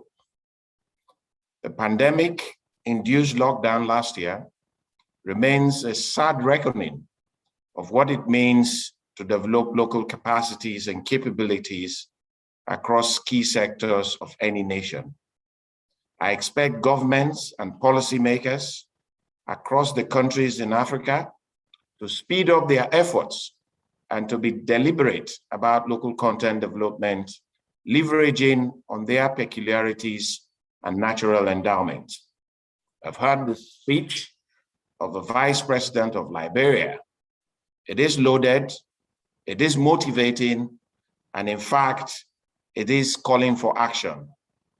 In the last 15 years, our continent has witnessed a flurry of oil and gas discoveries. And my refrain has been that we must bring these underground blessings to the surface for utilization, or they become useless. It is said that the Stone Age did not disappear because of lack of stones. In the same vein, the fossil fuel age will not disappear because we ran out of hydrocarbon deposits. We must utilize the resources, create employment for the teeming youth population in Africa, and pull our people out of poverty in readiness for the upcoming energy shift, which is inevitable. I see a deliberate attempt and a deliberate move by the developed countries to begin to tell us how useless our resources are, how unusable they are after they have been exploited for the development of those nations. I want to specifically thank His Excellency President Muhammadu Buhari, the President of the Federal Republic of Nigeria, for pulling me out of the private sector to serve as the Executive Secretary of the Nigerian Content Development and Monitoring Board, including the support I have received and continue to receive from my immediate boss, the Honorable Minister of State for Petroleum Resources, Chief Timi Priscilla. While in the private sector, I did not fully encompass or recognize the challenges that the continent was facing because I was locked in the cocoon of an international oil and gas operating company. But when I did step out of that cocoon into the public sector, I then realized the opportunities that are bound for Africa and Nigeria as a country.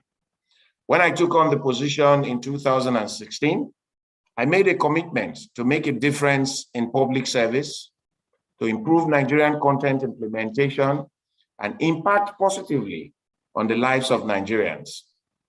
We have succeeded in this role simply because we have the full support of the management and staff of my organization, the NCDMB. Their commitment and dedication to duty, I must tell you, is second to none.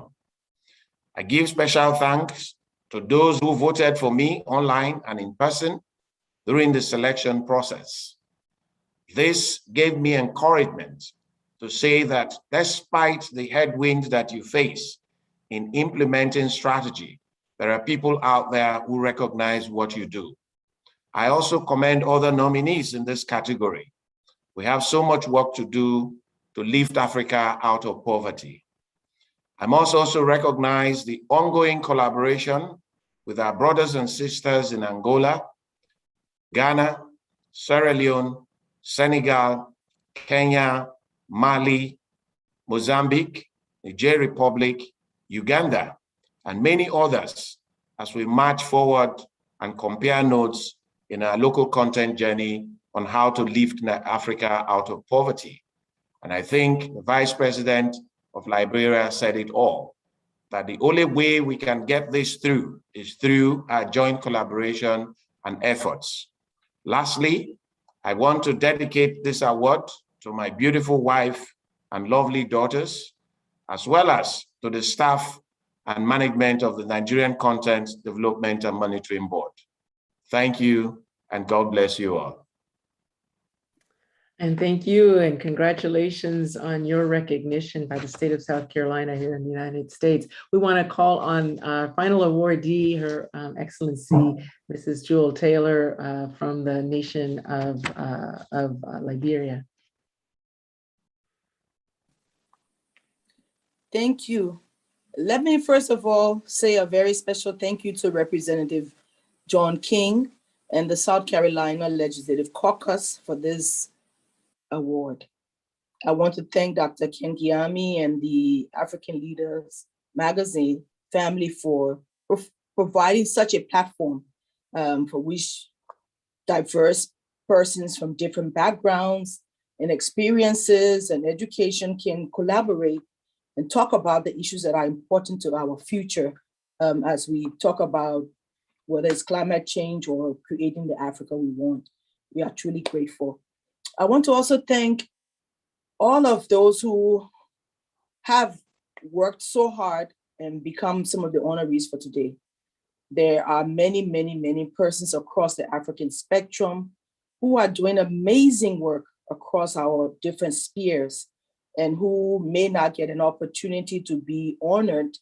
I want to stand in the gap for them and say that these awards are for all of us across the continent as we all continue to work to create the Africa that we deserve. I also want to thank my staff and those who are in my immediate and external circles for continuing to encourage me and for continuing to allow me to be the jewel that I am. I know it's not an easy task. People keep trying to pull you down at some point, but the fact is that without you, without each of you doing what you've done over the past 25 years, including friends like Ken and others, I probably wouldn't be sitting here today.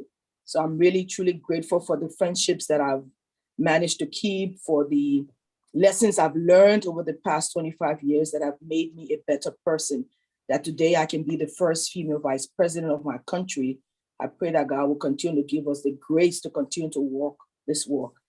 Before I close, I would like to again extend my honor to all of the African women who continue to struggle under very difficult circumstances. The issues of women, the issues of inclusion, the issues of equity, the issues of rights, human rights, the issues of violence against women continue to pervade our conversations. Every time you turn on your social media, you will find some woman is being killed, some child is getting raped, some woman is not paid equally to what the man will get paid in that same situation. Some women are in the room, but they're not allowed to speak. And there are many, many women still standing outside of those doors. I pray that as Ken continues to work at this platform, we'll be able to encourage more he for she champions to begin to help us push these barriers that we need to remove. It's been said that women hold up half the sky. And the fact of the matter is that it's the truth. Without women in your world, I believe it would be a very bleak world. But we don't want to be ahead of you. We certainly don't want to be behind. We want to walk side by side, creating the Africa that we want. We have half of the innovation, half of the manpower. We have half of the energies that you need to talk about this new Africa. We should not be left behind. And so as we talk about the Africa we want, the issues of women's empowerment, the issues of education of girls who may not have an opportunity to go to school, issues of girls who are desirous of being whatever they want to be, but there are no opportunities. Hopefully all of us can continue to work in these spheres as we continue to create the Africa we want. So thank you again. Thank you, Representative King, and all of those who have given us the notable award. And to Ken, thank you. Thank you, sir. Mm-hmm. And congratulations and thank you as well, Vice President Howard Taylor. I really appreciate, of course, you also bringing to the fore the need to represent the equality of women and men and moving this discussion forward. So thank you and congratulations. We want to go back to our publisher, Dr. Gyami, who has some remarks at this time. Thank you so much, Wendy. It's always a pleasure having to be in this audience. And a big congratulations to Dr. Addison, Governor of the Bank of Ghana, and Mr. Havish Siguram, forgive me if I didn't pronounce it right, and Her Excellency Vice President Taylor and Mr. Simbi Wabute.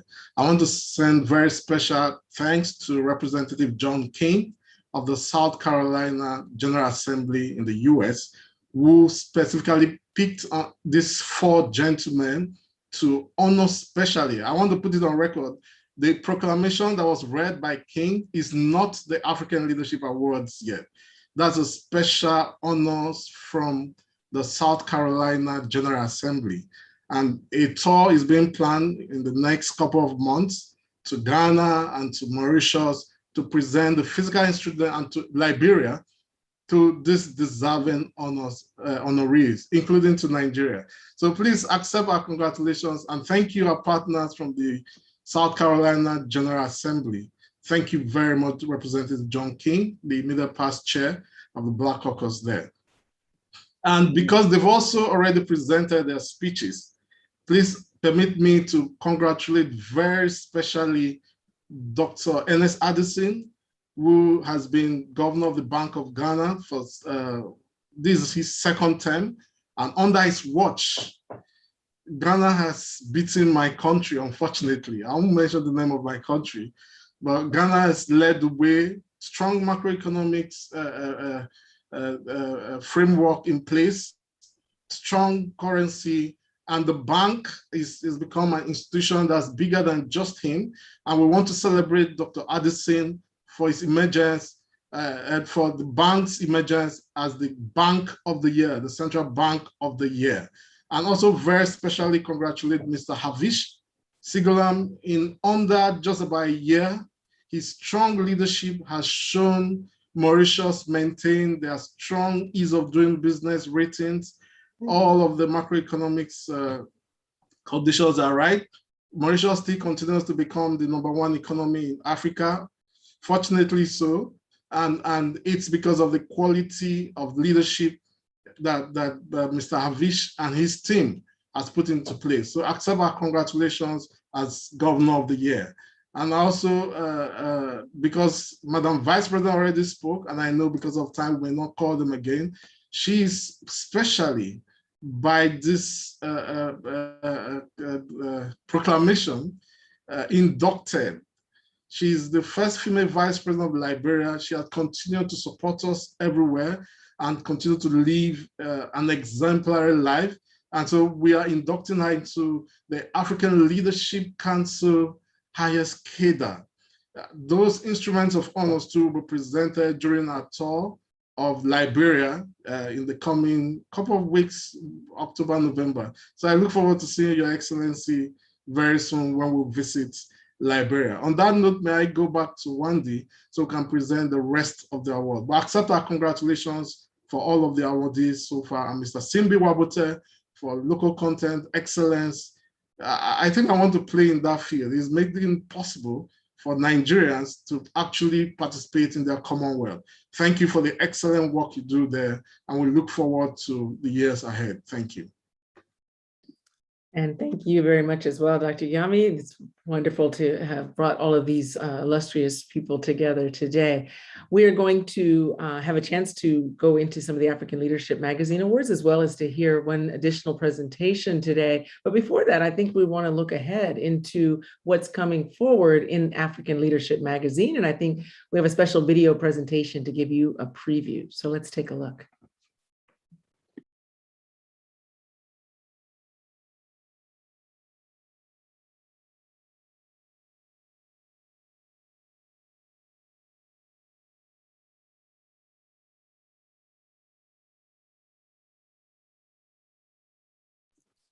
Well, maybe, oh, here it comes.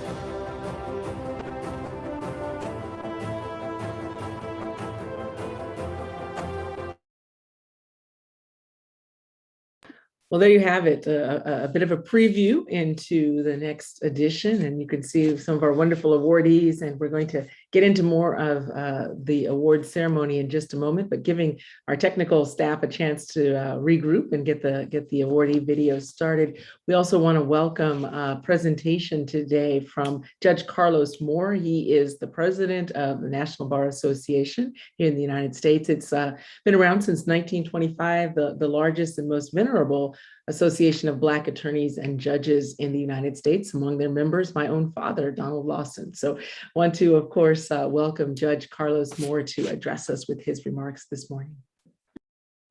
Thank you, Ms. Lawson. Good evening, distinguished guests, dignitaries, and Her Excellency, Vice President Jewel Howard Taylor. It is my honor and privilege to deliver today's remarks as the 79th President of the National Bar Association in the United States of America. While I would have loved to be physically present with you, we are making good use of technology. So Zoom is how I'm appearing with you this morning or this evening. First, I wish to thank Dr. Ken Giami and his partners at African Leadership Magazine for hosting this conference, and to all of the attendees and awardees across the globe, thank you for your participation and congratulations on your high honors. To our illustrious speakers and our moderator, Ms. Lawson, thanks for a productive dialogue today. We cannot refute the reality that COVID-19 has claimed countless lives and disrupted our global economy, especially those of developing nations and across the African continent. To address the needs of the 21st century and respond efficiently to the current economic crisis, we must redefine growth, sustainability, and innovation to create an Africa 4.0. Africa, a continent with a population over 1.2 billion people, where its average age is 19, and not to mention with vast natural resources, is positioned to lead the world in many facets. However, we must redefine the role of governments, the private sector, civil society, and private citizens. As the president of Ghana once said, Africa should move beyond aid handouts that have failed to bring growth and prosperity, and move to an era of mutual respect with Western countries. I call on roughly 170 million people of African origin living outside of the continent, and the 67,000 African-American lawyers, judges, law students, and law professors that I represent to contribute to the continent's development. COVID-19 has reaffirmed the interconnectedness of us all. We see how one infected person in Wuhan, China, collapsed our global economy and our health system. While 400 years of slavery and colonization have caused irreparable damages to our identity, but as Kwame Nkrumah once said, the forces that unite us are intrinsic and greater than the superimposed influences that keep us apart. Consistent with the plea of activist and former African Union ambassador to the United States, Her Excellency Arikana Kwai, I hope that the African governments will give the African diaspora businesses in collaboration with the businesses on the continent first right of refusal of all developmental contracts in Africa, national and continental projects. According to a report by a professor at the University of Georgia Center for Economic Growth, in 2020, the buying power of African Americans rose to $1.6 trillion. Again, $1.6 trillion. Initiatives such as Beyond the Return, launched by the Ghanaian government, which seeks to bridge the gap between African Americans and those on the continent for the purposes of trade, investment, and culture, should be widely adopted by African heads of state in Africa. The time is now for Africa and diaspora to forge closer ties. This economic power held by African Americans can be a game changer for Africa's development only through the diaspora's social, political, and economic integration. As a lawyer, I'll be remiss if I did not discuss the role of the rule of law in creating a more sustainable Africa as we address global climate change, land issues, the management of resources and governance. Investments in businesses are the cornerstone of a thriving economy. However, governments must ensure accountability and fiscal transparency to recruit foreign investments. Investors must be confident that political stability exists. In the event litigation were to arise, there's a justice system that is equipped for litigation, and insecurity is not a threat. A weak justice system severely undermines a nation's development. The National Bar Association, under my leadership, is committed to working with the bar associations, civil society, African governments, and businesses to help strengthen the rule of law and protect workers' rights. It is time for Africa to create its own narrative by redefining growth, sustainability, and innovation to create a more harmonious union and economic prosperity for our children by partnering with the 170 million people of African descent living outside of the African continent. Again, I bring you greetings from the National Bar Association, where I have the privilege of serving as the 79th president. Thanks for allowing me to speak. And thank you very much, Judge Moore, certainly representing a most venerable and valuable resource here in the United States for the rule of law and justice. So thank you for bringing your remarks, and certainly for bringing together the voices throughout the African diaspora. We're going to move now to our video that will recognize those who are being recognized today in the 11th Annual African Business Leadership Awards. And we'll take a look at that and then have a chance to meet briefly each of the awardees.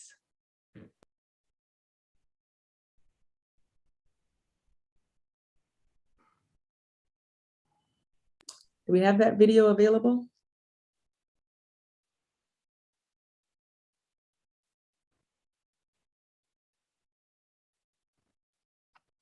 If we don't, we can certainly go to meeting those who are being recognized today.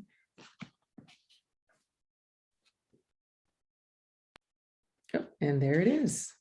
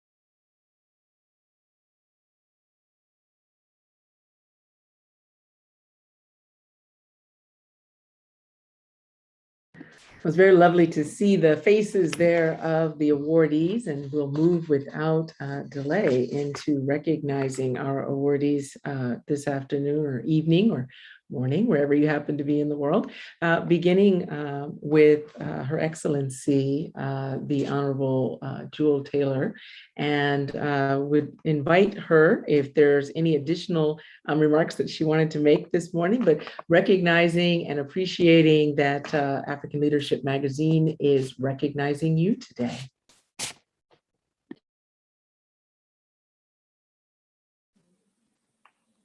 I just wanted to again appreciate the African Leaders Magazine and Dr. Kingiami and all of the awardees for this evening who have shown exemplary leadership in their different spheres of work.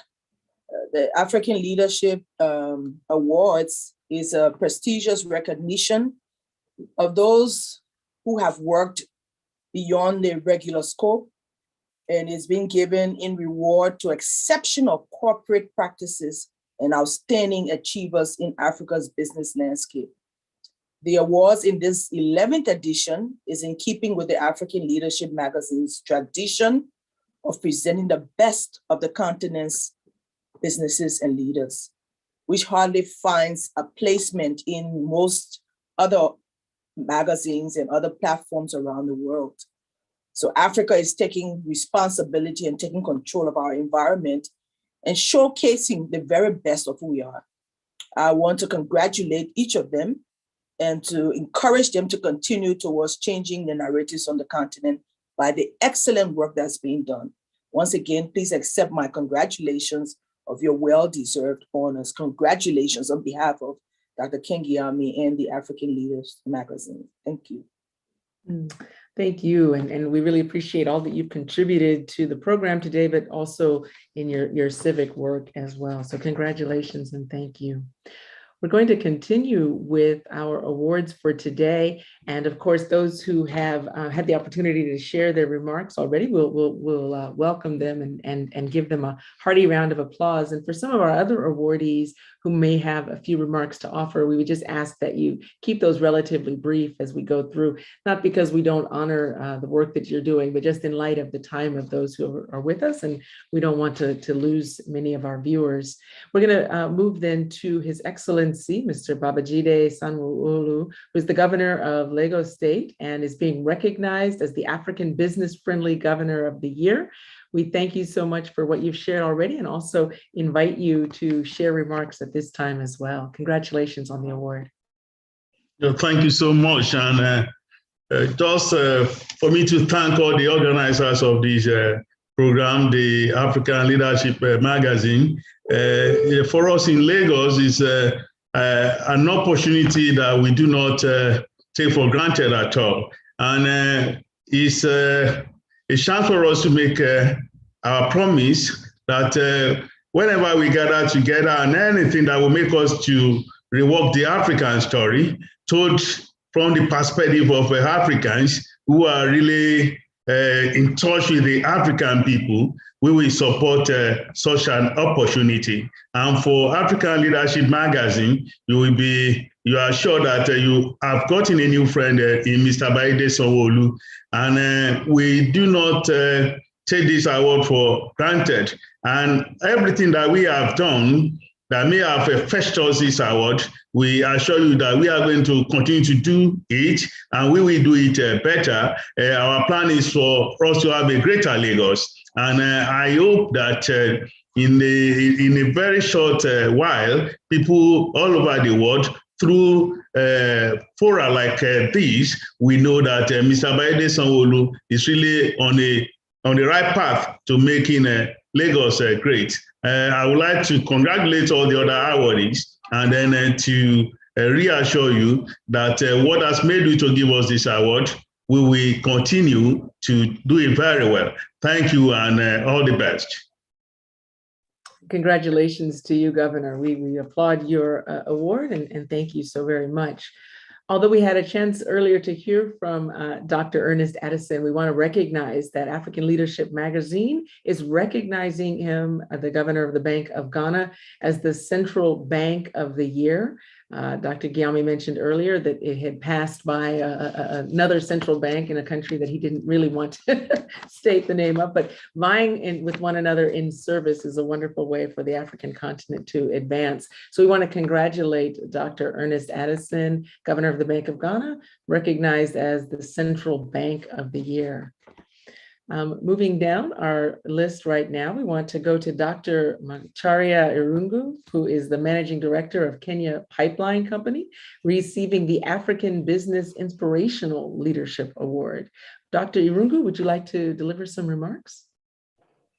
Yes, I do. Good afternoon, all participants. I want to recognize Her Excellency, the Vice President of Liberia. I want to recognize the chair of this event, all the presenters, all the awardees in this event. I take this opportunity from onset to thank God Almighty for giving us this opportunity as Africans to be recognized and awarded at this particular place. I received this prestigious award and I'm pleased to accept the Business Inspiration Leadership Award, which I have it with me. Thank you so much for this presentation. I want to acknowledge all the leaders, the chair and his leadership in the African magazine, and more particularly the committee, which put all these presentations together. The awards really simply symbolizes the power of partnership and the strength of working together during this unprecedented time of COVID-19. Distinguished ladies and gentlemen, at this point, I want to recognize the entire team of Kenya Pipeline who have made it possible for me to receive this award. The tenancy and the drive by the team has really enabled this company to remit $145 million to the shareholder, which is the government of Kenya, the Exchequer. I'm really grateful for the last 2 years. This team has really done what it deserves to do. And I say thank you so much, Team KPC. I want again to take this opportunity to express my gratitude to my wife Stella and our 3 children. This is Kafura, Irungu, and Kende. Thank you so much for the day in, day out inspiration you give me. You are the North Star in my life. Thank you so much and keep encouraging me to serve this country. Indeed, in the recent past, African Business Leadership Award has become the hallmark of excellence in Africa business scene. Every person, every leader is really striving to get this award. I am thankful.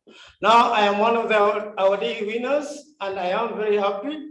Thank you all. Thank you so much. Special thanks goes to my KPC board of directors headed by Chair Rita Okusa, the Ministry of Petroleum and Mining, and also Ministry of Treasury for the support you give us in KPC to be able to deliver what we deliver excellently. Finally, ladies and gentlemen, this pandemic has also highlighted the critical importance of redefining ourselves and our organization, being innovative as businesses. I am so glad that the theme of this award ceremony is redefining growth, innovation, and sustainability. Never in our lifetime have the principle of partnership, collaboration, compassion and kindness, and equity and humanity been so critical as we are in this time.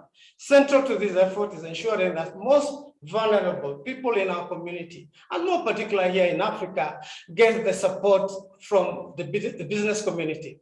And I'm very proud to work in a company like Kenya Pipeline, which every year it puts aside 1% of its income before tax in order to contribute or to invest in the community we do this business in, not necessarily the community where the pipelines do pass, but in the entire country. Let's keep building bridges to enhance peace and development in reinforcing the national unity and global solidarity. We owe it to ourselves, particularly us as Africans, and for this generation and the next generations of leaders to come. You know, Africa, let's make it work. Let's arise and be a continent which can do things differently after this season of the pandemic. I now want to say again, thank you for honoring me. I really appreciate this award. And I say, God bless you all for listening to me and stay blessed. Thank you so much. Thank you so much, Dr. Rungu, and congratulations on your award. We're so inspired by your remarks that it's not difficult to find out why you are the Business Inspirational Leader of the Year. So thank you very much. We wanted to also congratulate at this time, Mr. Harvesh Kumar Sgolam, who's the governor of the Bank of Mauritius. You had a chance earlier to hear his remarks, but you should know as well that he is the Central Bank Governor of the Year, and African Leadership Magazine really salutes him for his work in that regard. We also wanted to recognize that Mr. Simbi Wabote, the CEO of Nigerian Content Development and Monitoring Board in Nigeria, he's the African Local Content Icon awardee from African Leadership Magazine. We were very blessed to hear his remarks earlier as well, but we want to congratulate them both and give them a very hearty round of applause for the work that they are doing for the continent of Africa. We'll move on now to the African Business Leader of the Year, the Commendation Award, and that goes this year to Mr. Simfiwe Tshabala, and he is the CEO of the Standard Bank Group in South Africa. We would, of course, welcome your remarks and congratulations on this award.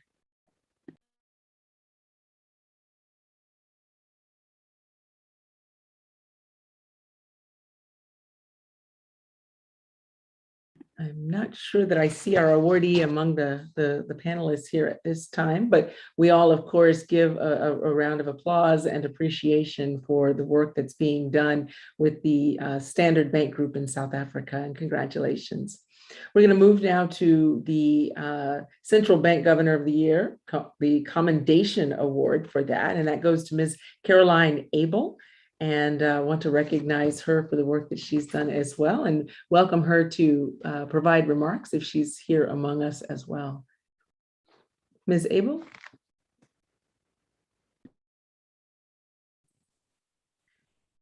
Thank you, and good evening, everybody. I would like to recognize Her Excellency Jewel Taylor, Vice President of Liberia. Award winners, ladies and gentlemen, I am deeply honored to emerge as a recipient for the Central Bank Governor of the Year Commendation Award presented by the African Leadership Magazine, which I accept with great humility. At this moment, I am prompted to reflect on the journey thus far in 2021. It has been filled with numerous challenges and disruptions. At the same time, these past months have provided ample opportunities for everyone, irrespective of our job title or sector, to grow and become more resilient. From the perspective of my institution, the Central Bank of Seychelles, the ongoing pandemic is pushing us to move out of our comfort zone, to think and act in unconventional ways, and implement bold and innovative policies as we continue steering the economy forward in a still uncertain environment. For this reason, I accept this award today not only on my behalf, but also on behalf of my team at the bank. This achievement is not only attributed to my role as governor, but it is also a testament to their continuous support, dedication, hard work, and sacrifices that have not gone unnoticed. I am proud to see that how such endeavors have resulted in the development of new skills, increased productivity, and build confidence. I am also deeply encouraged to work with a team that does not cease to take on any challenges they are presented to with such enthusiasm and drive to help the institution deliver on its mandate. May this recognition be a renewed source of inspiration to continue our work as we remain guardians of our economy amidst the ever-evolving financial sector and against any challenge that may arise in the future. In ending, I would like to thank the African Leadership Magazine for recognizing and celebrating the work of leaders across various sectors on the African continent, and congratulate all winners across the different categories.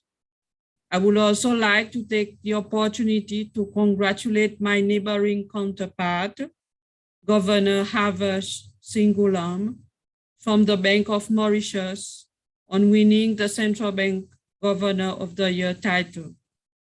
The recognition we have received today showcases that we have made great strides and can achieve great things despite our respective islands' small size, remoteness, and vulnerabilities. I wish you all a pleasant evening. Thank you. Thank you, and congratulations on this recognition. We definitely think it is well deserved. She is the governor of the Central Bank of the Seychelles. It's Ms. Caroline Abel. We're going to move now to our next award, the African Business Leader of the Year Award. And that goes this year to Mr. Segun Sanya. He's the CEO of Airtel Africa in Nigeria, and we would welcome his remarks at this time. Very much, Wendy. First, ladies and gentlemen, good evening. It's evening here in the part of the world I'm in currently. Your Excellency, the Vice President of Liberia, because we have limited time, I would like to ride on the established protocols. Unfortunately today, Mr. Segun Ogunsoya, who is the Group Chief Executive Officer designate of Airtel Africa, he would have loved to be here in person, but he has just begun his transitioning process and is currently traveling. So he sends his regrets and apologies. But he has a very short message for everyone. And I'll try and quote him and keep it as short and simple as possible. This is what he has said. He said he is humbled by this recognition and he wants to dedicate the award to the team at Airtel who keep focused on delighting customers every day. He also sends his deepest appreciation to the management of Africa Leadership Magazine, as well as the organizers of this award. He also felicitates with other awardees. This is his short message at this time. Thank you for your time and attention. And thank you for representing so well. Please do convey to him our congratulations and some form of the applause that we were sharing here in the room as well. Congratulations to the African Business Leader of the Year, Mr. Segun Ogunsanyo. So we will move on now. Dr. Lance Mambondiani,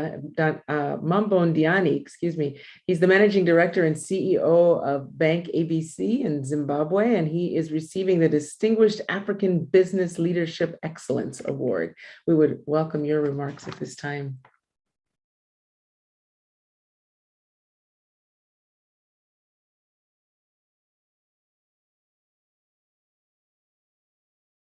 He may not be with us, but of course we are sending out the applause. We hope he can feel them from wherever he is right now for the Distinguished African Business Leadership Excellence Award. We're going to move now to Captain Musa S. Nuhu. He's the Director General of the Nigerian Civil Aviation Authority, and he's receiving today the Distinguished Leadership Excellence Award. Would you like to offer some remarks, Captain Nuhu? Thank you, Wendy. I'm going to be very short for time. I'll stand on the existing protocol. I would like to extend my thanks and appreciation to the management of the African Leadership Award. And my special thanks goes to Ken and his excellent team. On behalf of the entire staff of Nigerian Civil Aviation Authority, I'd like to appreciate thanks for the recognition for all the hard work we've done to keep the air transport in Nigeria safe and grow it in face of the COVID-19 pandemic. Thank you very much. Appreciate it. And my congratulations to other awardees. And thank you very much and congratulations. Certainly keeping our aviation systems safe is the work that we all definitely appreciate, especially as travel is beginning to pick up a little bit. Our next awardee is Dr. Walton Ekundayo Gilpin, the Managing Director, Rockwell Commercial Bank in Sierra Leone, receiving today the African Leadership Special CEO Commendation Award. I want to invite Dr. Gilpin to offer any remarks if you would like to.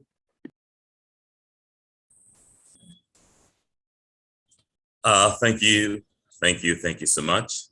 It's indeed a pleasure to be here, and it's a joy to be able to receive this particular honor.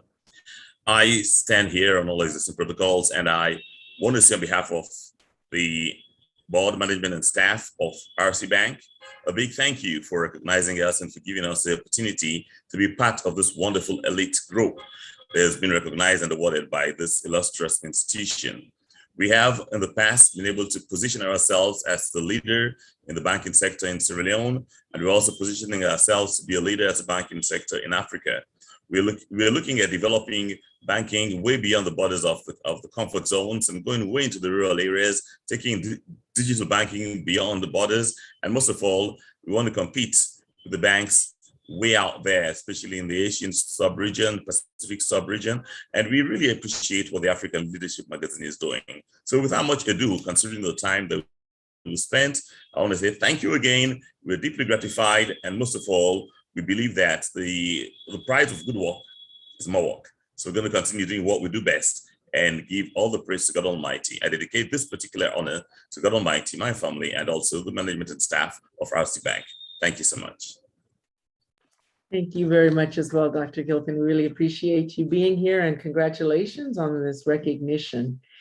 Our next awardee is the Right Reverend Patricia Safor. She's the president of Chartered Institute of Banking in Ghana, and she's receiving today the Inspirational Female Leadership Commendation Award. And we are very, very honored to have you today, Reverend Safor, and we want to invite your remarks as well. Thank you. Thank you so much.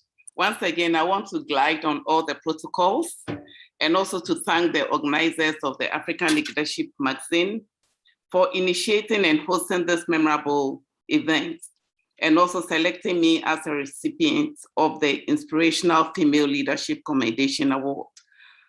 It is a great privilege. It is certainly very humbling. And for me, as the first female president of the Chartered Institute of Bankers Ghana, in the 50-year history of the Institute, I think this is a great honor. Also to the Chartered Institute of Bankers Ghana, which is the only professional banking awarding institution in Ghana. And therefore, I believe that this award also is in recognition of the impact the Chartered Institute of Bankers is making in the frontiers of Ghana, and also for all women who have impacted, in the economy of Ghana and also the world. I want to thank the AML magazine for organizing the summit. And I believe that, women are contributing in various ways, to the growth of various economies. Myself and all other women, who have risen to the top, we will continue to pull other women together along through mentoring, capacity building, empowerment programs, and encourage them to be in leadership positions. Indeed, there is no glass ceiling. And if even there is a glass ceiling, I believe that women have the ability to break the glass ceiling and surmount the challenges, that women face. The future is bright. On behalf of all women and also the Chartered Institute of Bankers, I accept this award and dedicate it to the Chartered Institute of Bankers. Thank you so much, and God bless you. Thank you very much, and congratulations on your award. We'll go next to another wonderful woman, Mrs. Patience Akianu. She's the Chief Executive Officer for the Holland Group in Ghana, and she's receiving the African Female Business Leader of the Year Award. So, Mrs. Akianu, would you like to deliver some remarks? Thank you. Your Excellency, Joel Howard Taylor, Vice President of the Republic of Liberia, Excellencies, distinguished ladies and gentlemen, good evening from Accra, Ghana. I am so delighted to have been honored with the African Female Business Leader of the Year Award, and I give all the glory to God, from whom all blessings flow. I thank the Advisory Council of the African Leadership Magazine, the editorial team, and Dr. Ken Giami for this awesome recognition, and commend them for the excellent work they are doing for Africa. I'm completely overwhelmed by the massive support I have received from across Africa, especially from Ghana during the voting process. And I thank everyone for this overwhelming vote of confidence. It is clear to me that I could not have emerged the winner of this prestigious award without the help and support of my family, friends, the church community I belong to, colleagues at Holland, Ghana, and across Africa, and the various networks I'm part of. I therefore dedicate this award to my entire network and all the people who have contributed to making me who I am today. I'm very encouraged by this recognition and will continue to contribute my best to the financial services sector and the development of our continent. Thank you once again. God bless us all. May he indeed. Thank you so much, and congratulations for this well-deserved recognition, Mrs. Patience Akianu. She's the Chief Executive Officer for the Holland Group, and of course, the African Female Business Leader of the Year this year. We want to close our awards ceremony with recognition of the African Company of the Year. Very, very significant to look at a leader in one of the many business sectors that make up the African economies. And so that goes today to Kira Motors Corporation. I understand that Mr. Alan Muhumusa is here on behalf of the company to receive the award. So please give your remarks, sir. Thank you so much. Your Excellencies, distinguished guests in all your capacities, ladies and gentlemen, I bring you greetings from Kampala, Uganda. And on behalf of Kira Motors Corporation, I take this singular opportunity to accept this prestigious African Company of the Year Award at this African Business Leadership Awards Ceremony 2022-2021 in recognition of Kira Motors' achievements in the automotive industry and our contributions to Uganda's socio-economic development. This award is an energizing nod to and a recognition of the amazing team at Kira Motors Corporation that is resiliently and selflessly working towards championing value addition in the nascent automotive industry in Uganda, while creating sustainable mobility solutions in Africa, for Africa, by Africa. I would like to appreciate our friends, partners, and ambassadors that took off their time to show their support and to participate in the African Business Leadership Awards 2021, and above all, the African Leadership Magazine for this amazing platform to promote innovation, entrepreneurship, and development in Africa. I would also like to recognize and applaud His Excellency Yoweri Kaguta Museveni, the President of the Republic of Uganda, for his strategic leadership in building the indigenous motor vehicle industry in Uganda that has enabled us to take the strides and inroads we have accomplished so far. Last but not least, I thank the Almighty God who has given us life, wisdom, and the resources to make a difference in the communities that we are in for the betterment of humanity and building a better and stronger Africa. Thank you, and God bless you all. And thank you, Mr. Musa. We are so thankful for your remarks and also congratulate you and the entire team that make up Kira Motors for this recognition. Thank you all for taking part in this awards ceremony. And before we close out today and certainly continue with our congratulations of all of the awardees, we want to turn it over to Mr. Kingsley Okeke. He's the managing editor of African Leadership Magazine, and he'll close us out. Thank you so much for your participation from all over the world today, all of the African countries, as well as in Europe and the US. Mr. Okeke. Thank you very much, Wendy. What a way to end the day's event. It's been an amazing anchoring from you, and I think you deserve a round of applause, as you always say, but we will do that sitting, if you don't mind. Thank you very much. And let me stand on existing protocol, but very quickly, recognize Her Excellency, the Vice President of Liberia, who's been a very strong pillar for African leadership. She always answers whenever we call her, and we are truly grateful for all you do. We also want to very warmly recognize all our distinguished awardees. You are all winners in your right, but it's also important to quickly add that because we know that everyone who made it to the list is actually a winner because of the thorough selection process, which is of course becoming one of the one of the most rigorous process in the continent for award awarding and all that. We are giving commendations to those who are runners-up to the main winners. Because it is a voting process, we thought it was important to make that clarification. But like we said, we are all winners, and that's why we made it sure that everyone got a commendation and a tap on the back to say, well done. So thanks again for all you do, and thank you. We know, that is a wonderful experience. One of the major highlights for me is that in August, we got an interview request from a TV station, the national TV station from Mauritius, and they asked a very important question. They said, at the end of this all, what is the benefit of these commendations and recognitions for not just the individuals, but their countries? And my answer was simple.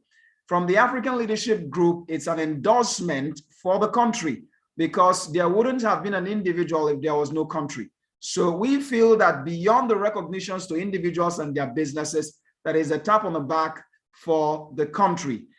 Each country represented here today are all winners in their rights. And as we continue to grow, we welcome each and every one of us to please tell us who we should recognize. Like you heard from most people, they were wondering how they got nominated, how we got to know. We told them that theirs is to do the work, ours is to find them out wherever they may be hiding. A goldfish has no hiding place. So on that note, again, I congratulate you. But let me particularly and personally congratulate the governor of the Central Bank of Ghana, Mr. Dr. Addison. For us, his story is that of bravery. His story is that of courage and audacity to do the right thing. He is one of the major reasons why the country's economy is robust, is strong. You hear a lot of people talk about Ghana from all parts of the world. You visit anywhere. I know my friends from the US have consistently told me the first port of call for them when they're coming to the continent is Ghana, because they want to go and see what is happening there. So I must commend him, and I also commend the president of Ghana for finding him worthy to grace that that particular seat. And for us at African Leadership, we would continue to support the work that you do, because this is what gives us joy, that people like you, we have products to market and sell to the world. And of course, I would like to recognize members of my team. Without them, who've been working tirelessly for the past 3 months to make sure that this event happens. Some people might just say it is a virtual event, but for us, the details and the rigor that goes into planning a physical event is also what we do in planning a virtual event, because for us, we know that if we're gathering leaders like you, then a touch of excellence must be not just be seen, but felt. So I congratulate and commend them. For us, the victory for this event goes to them. They are behind the scene, and they are the reasons why you can see the videos, you can see the publication, you can hear everything that you're hearing and seeing today. So please join me in commending the work that these great young men and women are doing from all across the continent. Every time we call them, they answer.